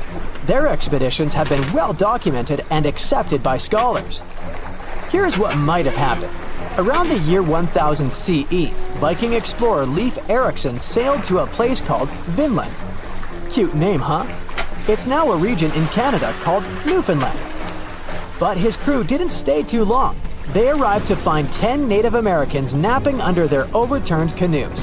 They attempted some trade, but I'm guessing the Vikings weren't too friendly and the Americans didn't really like them. The Vikings' account of the encounter shows they felt outnumbered and menaced, so they sailed away back to their land. That makes sense, right? As I said earlier, there were millions of people living in the ginormous continent of the Americas. Any foreigner would be outnumbered there. Now take a look at what North America looked like before our buddy Chris got there. It was not divided into the normal states we're used to. And if Columbus had never arrived, the United States would probably never have been united to begin with. After all, there were hundreds of first Americans living in these lands, and they lived amongst their own tribes, quite different from the Europeans. It's not accurate to think that there were no political systems going on in the Americas before Europeans arrived. We just need to understand that they were different from what we're used to today. When Europeans arrived, they imported their belief systems with them, from religious beliefs and language systems to things as simple as clothing habits. If the Americas had developed on their own, maybe their sense of fashion would be completely different today. You see, Europeans had a developed sense of fashion by the time they arrived in the West. They wore things such as this and this. But those don't really work in the tropics, do they?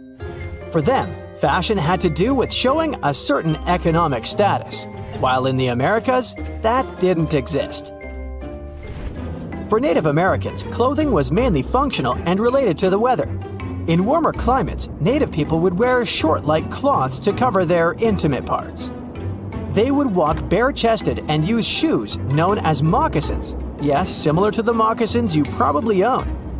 In colder climates, they would resort to using leather and fur parkas. Of course, there was always the special clothing used for ceremonial purposes. So I'm guessing that if Columbus never reached the Americas, brands such as the Gap, Hollister, and Forever 21 would have never existed. But we could live with that, couldn't we? Here's a wild thought. Let's say that by the 1700s, Native Americans had developed complex engineering skills. They built big boats, maybe a bit smaller in size than the traditional European ships, and decided to venture across the ocean. Let's say they were the ones who arrived on European shores, in places such as Spain and Portugal. They carried gifts and goods with them for trading, of course. This was also a common practice amongst them back home, known as potlatch. Sure, they were received with suspicion by the Europeans, who had only ever traded with Asia. But with this inverted encounter, a different type of relationship began between Native Americans and Europeans. Since Europeans didn't claim ownership of the Americas, the people from the so-called New Land weren't considered inferior to them. Actually, they stood side by side as equals, each one with their own power and set of knowledge.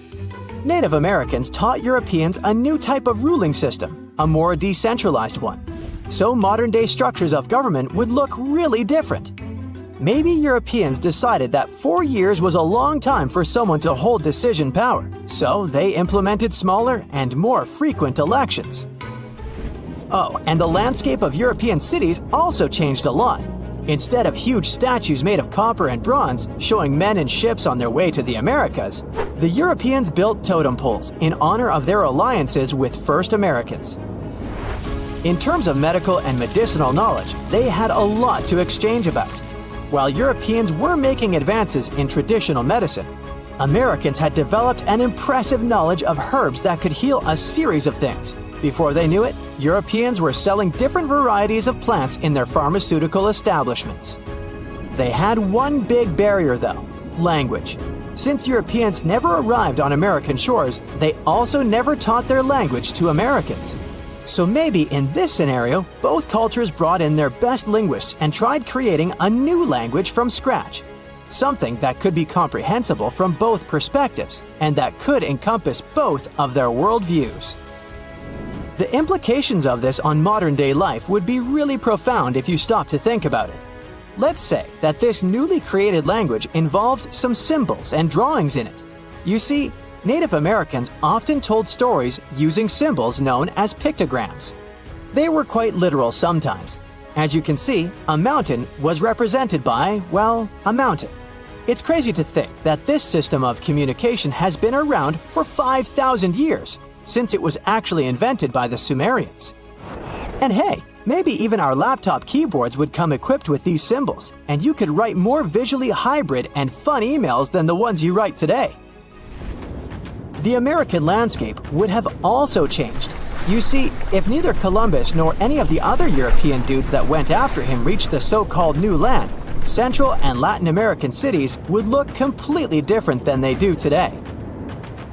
Maybe the bustling empires of the time, such as the Inca, the Maya, and the Aztec, would have grown immensely. To be fair, they were already pretty big by the time Europeans got there. Some pre-Columbian Maya cities were as big as medieval London and Paris in terms of population.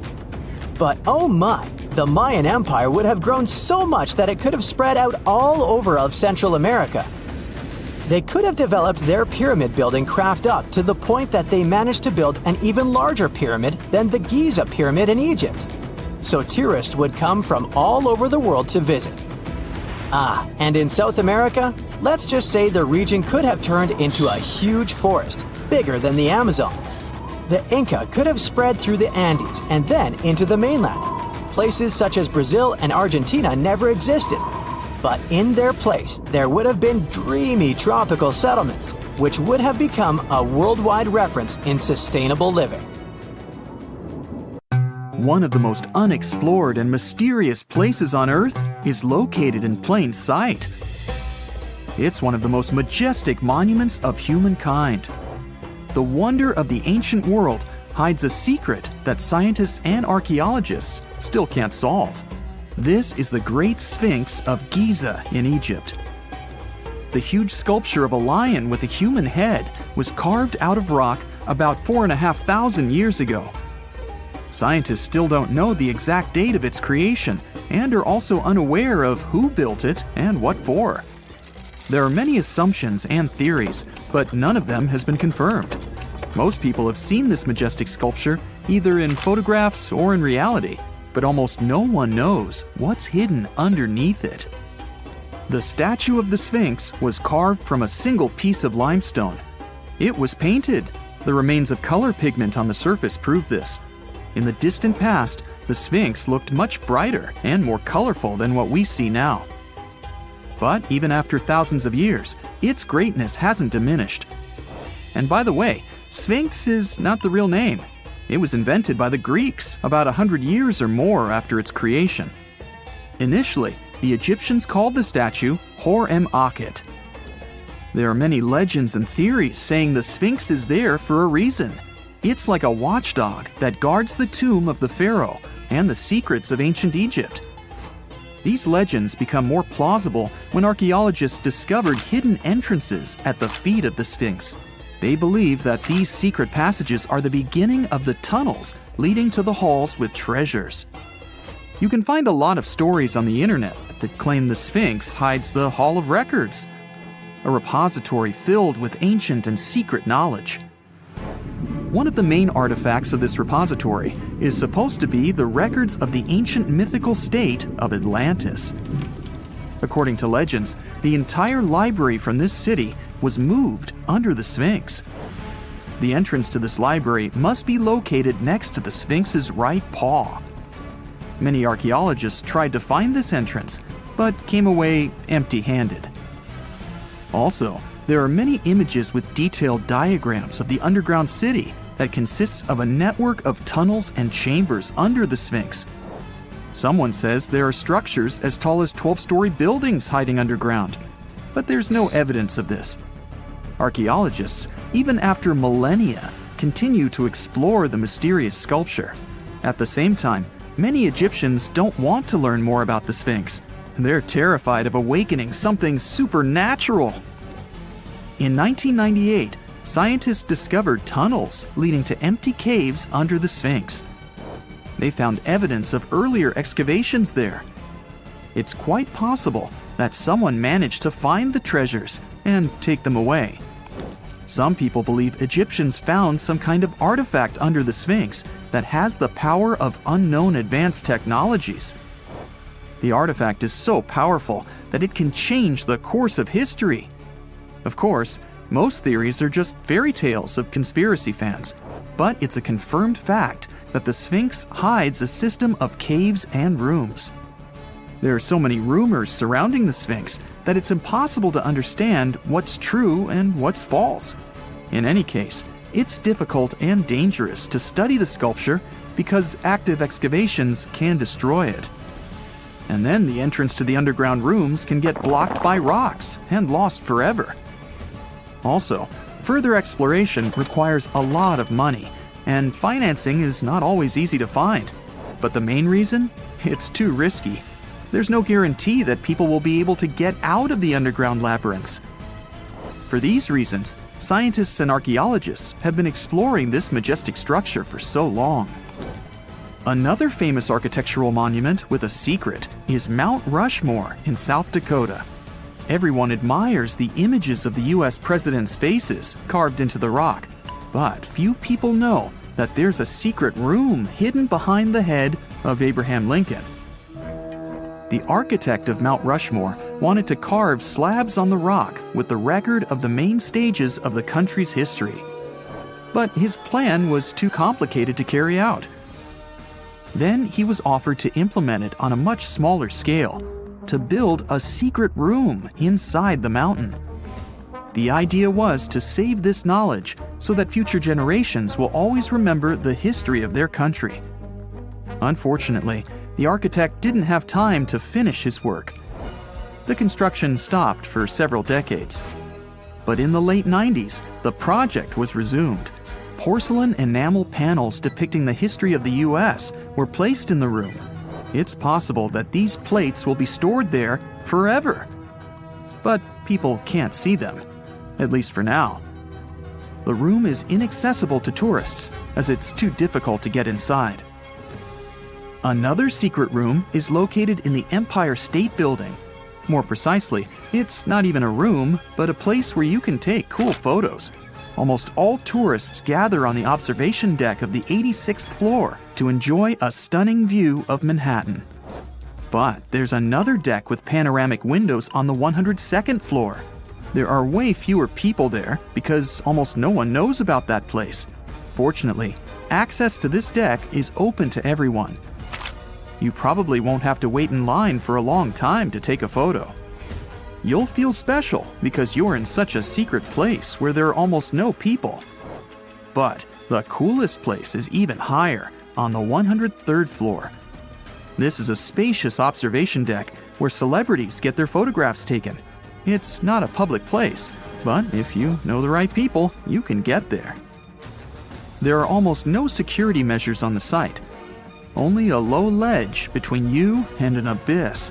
That's why crowds of people are forbidden from coming here.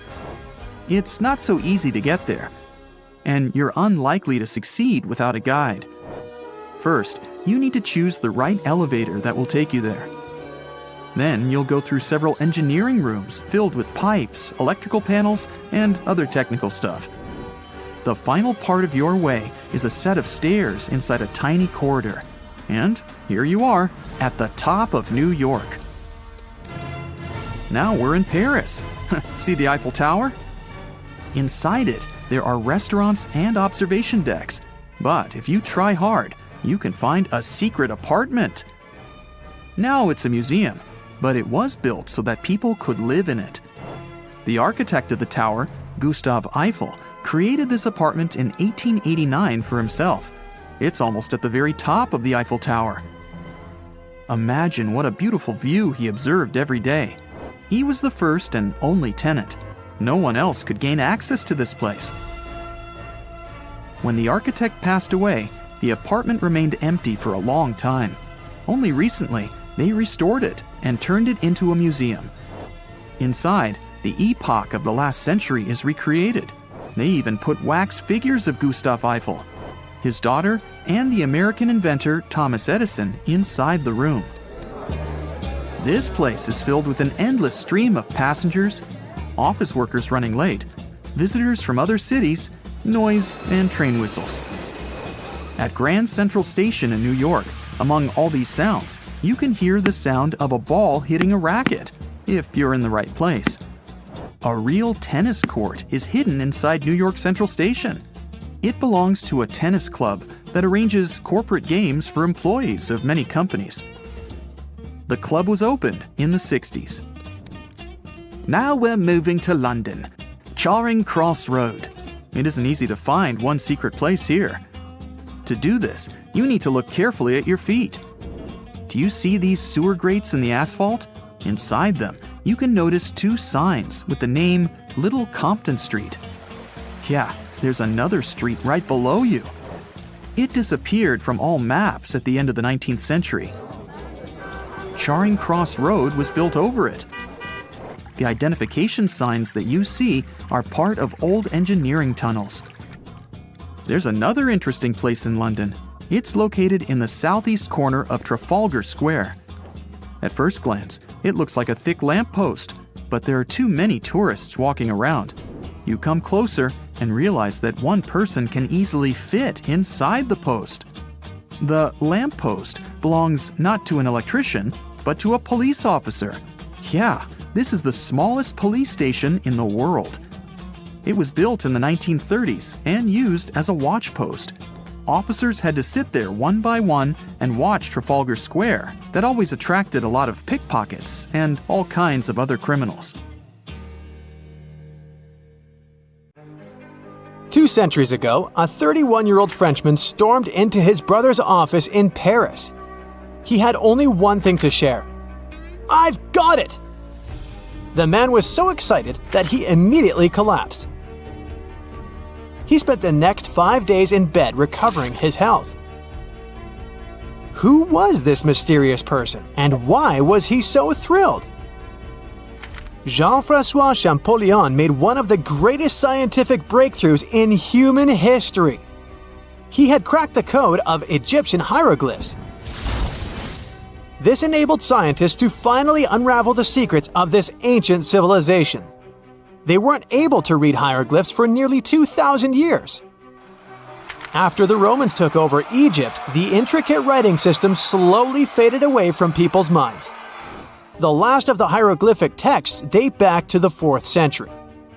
For thousands of years, Egyptians used images to show their lives. But the knowledge of how to read these pictures was lost to modern science. The story of hieroglyphs began in 3250 before current era. That's when ancient Egyptians developed writing. Their motivation was to better organize the distribution and storage of goods. One of the earliest examples is a ceramic jar that had an inscription in black ink. There were two major writing systems. The first were the hieroglyphs, which literally means sacred carving. Egyptians carved hieroglyphs in stone on temples, tombs, and similar monuments for 3,000 years. They present a system of pictorial texts. A pictograph is a picture or a drawing that stands for an idea of a word. It's a precursor to the true writing as we have it today. For example, when Egyptians wanted to write ibis, they would draw a small image of the bird. Hieroglyphs can be found on walls. They were a formal way of writing. The other writing system was hieratic. Egyptians mostly used it when writing on papyrus. That's an early, thicker form of the paper we have today. It soon evolved into demotic. This improved version became the most common writing systems in ancient Egypt. Then, in the early 4th century BCE, Alexander the Great took control of Egypt. This was the time when the Greek Ptolemaic dynasty ruled the country. You've probably heard of the last ruler of this dynasty, Cleopatra. During her time, Egyptian demotic and Greek were used side by side. The two started mixing, and by the year 100, a new language emerged, Coptic. It slowly replaced the ancient writing system. Only Egyptian priests used hieroglyphs for the next couple of centuries, and then their meaning was lost to history. But not forever. Arabs were the first who tried to solve the mystery of the hieroglyphs. Medieval travelers came across these strange symbols and wanted to understand their meaning. They consulted speakers of Coptic and translated text from Greek and Latin into Arabic to break the code of the hieroglyphs. During the Renaissance, Europeans also became fascinated with the legacy of ancient Egypt. Scholars from the Old Continent believed that hieroglyphs were a group of symbols as opposed to a written language. This was all about to change in 1799. A year earlier, Napoleon, the famous French ruler, arrived in Egypt. His subordinates constructed a fort that dated back to the 15th century. Rashid, or Rosetta, was a port town in the northeast of Egypt, near Alexandria. One section of the old fortification wall contained an interesting slab inside. The stone tablet was made of a granite-like rock. It was just 40 inches high and 30 inches wide. It contained 3 distinctive sections of text carved into it. The letters were in 3 scripts and 2 languages: hieroglyphs, Demotic, and Greek. It was a fragment of a larger ancient stela. These are upright stone slabs that are used to dedicate to a person or an event, but the one from Rosetta was damaged. 2/3 of the hieroglyphic text on the top was missing. The bottom Greek text lacked a cornerstone. The only fully preserved section was the writing in Demotic in the middle of the slab. It eventually ended up in the British Museum. The scientific community was intrigued, and the race was on to decipher it. Prints and casts of the slab went out all over Europe. Scholars already knew ancient Greek, so in theory, this shouldn't have been so hard. The first people who saw the Rosetta Stone thought the process would take 2 weeks. In the end, it took 2 decades.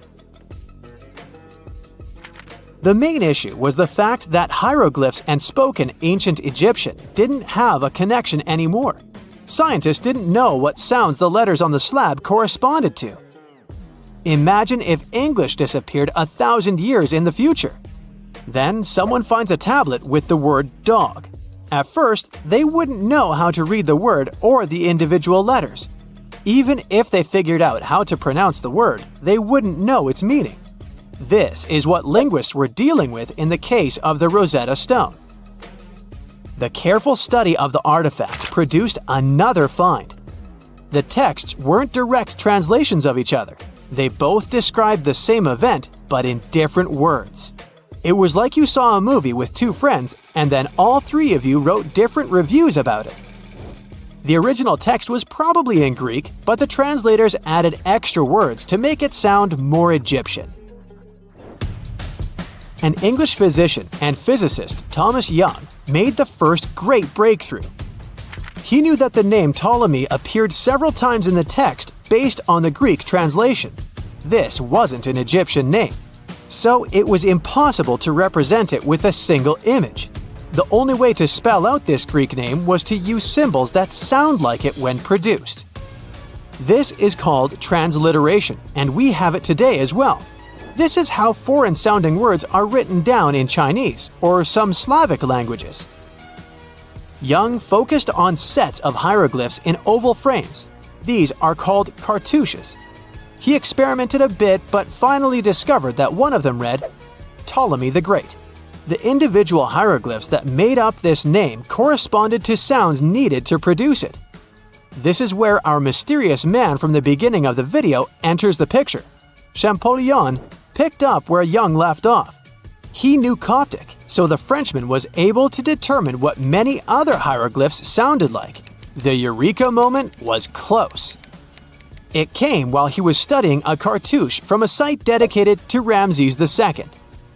It had 4 symbols. The last 2 were the same. He determined this was the sound S. The first symbol was the sun. This is Ra or Re in Coptic. So the cartouche read Ra something SS. Can you already guess the name? Of course, it's Ramses. This breakthrough finally cracked the code. Ancient Egyptian wasn't a mishmash of cool-looking images. It was a phonetic language that Jean-François Champollion discovered in September of 1822. The stone slab is today known as the Decree of Memphis. The Egyptian Council issued it in this city in the year 196 before current era. In it, they expressed their loyalty to the pharaoh. They erected identical stelae and temples all across Egypt. The Rosetta Stone was just one copy of them, but its content is less important than the fact that Champollion's translation gave these ancient peoples their voice again. During the 1800s, European scholars didn't think that the Egyptian civilization was much older than classical Greek or Roman. Now that scientists could read hieroglyphs, a whole new chapter of human history opened. One of the most famous finds in the history of archaeology happened in 1922. That's when the British archaeologist Howard Carter discovered the tomb of Pharaoh Tutankhamun in Egypt's Valley of the Kings. The whole world admired King Tut's golden mask. But without Champollion's pioneering work, it would be impossible to know who its owner was. The young pharaoh's cartouche is phonetic. For instance, you pronounce the pictograph of a chick as the vowel U. The symbol for the key of life is an ankh, and there is a shepherd's crook in the end. It symbolizes the word ruler. Archaeologists have been studying Petra in Jordan for 200 years, and in 2024, they found something they had never seen before. It's a tomb with at least 12 complete human skeletons and artifacts that are over 2,000 years old right in front of the treasury. Bronze, iron, and ceramic items were placed with the deceased, which shows how people honored their loved ones when they passed away. It's a rare chance for scientists to learn more about the Nabateans, an ancient group of Arabian nomads who built Petra. The objects found in the tomb under Petra's treasury are in amazing condition, but the skeletons became fragile because it's damp inside the tomb. They plan to study the remains and extract DNA, to see if the people in the tomb were related. While some scientists are solving tomb mysteries, others have trained AI to find new ancient sites for them. They've created an algorithm that works with a special type of satellite imagery.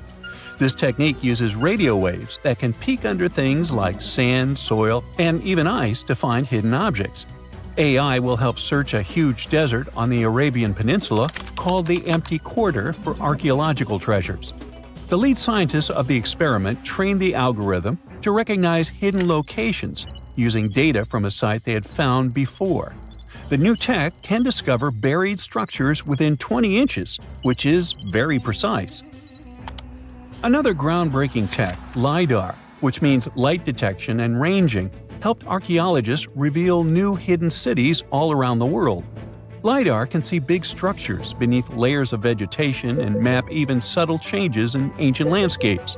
They use it to scan large areas from a small plane flying over places that aren't so easy to study from the ground, like dense jungle. In 2024 alone, they found new Maya settlements in southern Mexico, gardens, roads, and rivers in Ecuador's Amazon rainforest, ancient ruins on the Pacific island of Tonga, and the remains of 2 medieval cities along the Silk Road route in Uzbekistan. Maybe some smart technology can also explain what Marge Simpson is doing on Earth in an ancient Egyptian tomb from 3,000 years ago. The drawing, featuring a woman with yellow-colored skin, a blue crown, and a green outfit, is alarmingly like the famous cartoon character. If you don't see a resemblance here, I hope you'll at least enjoy an amazingly well-preserved necklace with amethyst and agate beads. It's from another recent find from Egypt, an ancient tomb with 11 sealed burials near Luxor. Archaeologists also found 2 copper mirrors, one with a lotus-shaped handle and the second with a unique design of the deity of the sky, women, fertility, and love in ancient Egypt. The hair of the figurine was originally made from almost 4,000 mud beads. Another awesome find from 2024 is an ancient Greek shrine with intact burials, a sarcophagus, and plenty of gold inside. They think it was built before the year 300 before the Common Era, and the marble lions, also found inside, were made from the same marble as the Parthenon in Athens. Greece is so full of ancient treasures that the city of Thessaloniki will house around 300,000 of those artifacts in their new subway system. Meanwhile, archaeologists in France have found a monument unlike any other, and they can't figure out what it was used for. It's direct proof that people used to live here between the Neolithic and the early Iron Age periods. The coolest part is a monument made of 3 unique shapes that fit together like puzzle pieces. Some gravel found in the monument could mean there used to be a wooden fence called a palisade. People who built it probably used it for protection or decoration. The team studied the layers of soil around the monument to learn more about its origins. The only tools found so far were sharp flint stones, not the cartoon characters, which were used during the Neolithic period. The next step will be radiocarbon dating to figure out exactly how old the site is. Now, the oldest saddle ever found so far was found in the grave of a woman near the edge of the Taklamakan Desert in northwest China. This saddle is the oldest ever discovered. It was crafted from pieces of leather that were sewn together and stuffed with straw and animal hair to make it soft. Now, normally, things made from natural materials like this don't last very long because they rot or fall apart. But the Taklamakan Desert is so dry that it helped preserve the artifact.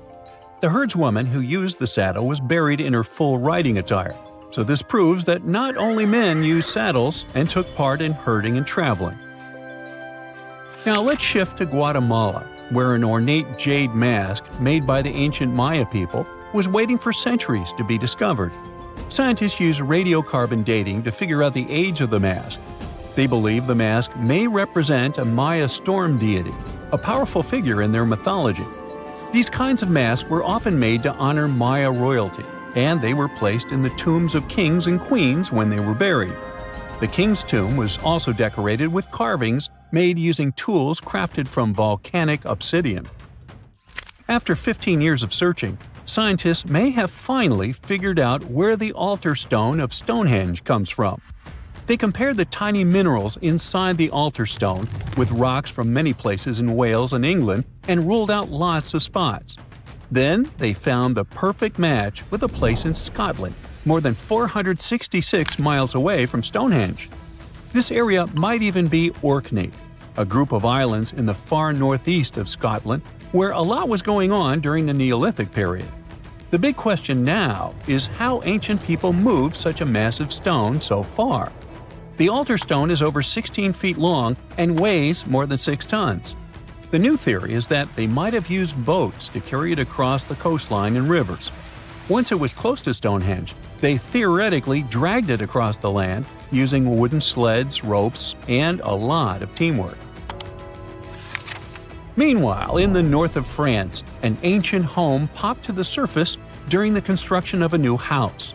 It turned out to be a luxury urban house for the elite from the 2nd century of the Common Era. The inside of the house was destroyed by a fire, but under the destroyed layer, there are beautiful, real-size fresco paintings. Turkish archaeologists unearthed the arm and foot bones of elephants that lived around 9 million years ago. They also found fossils of early horses, giraffes, and even saber-toothed cats. They've already identified 43 distinct types of animals from this site and collected more than 4,000 fossils. One more cool find from Turkey is a 64,000-year-old workshop inside Incaja Cave.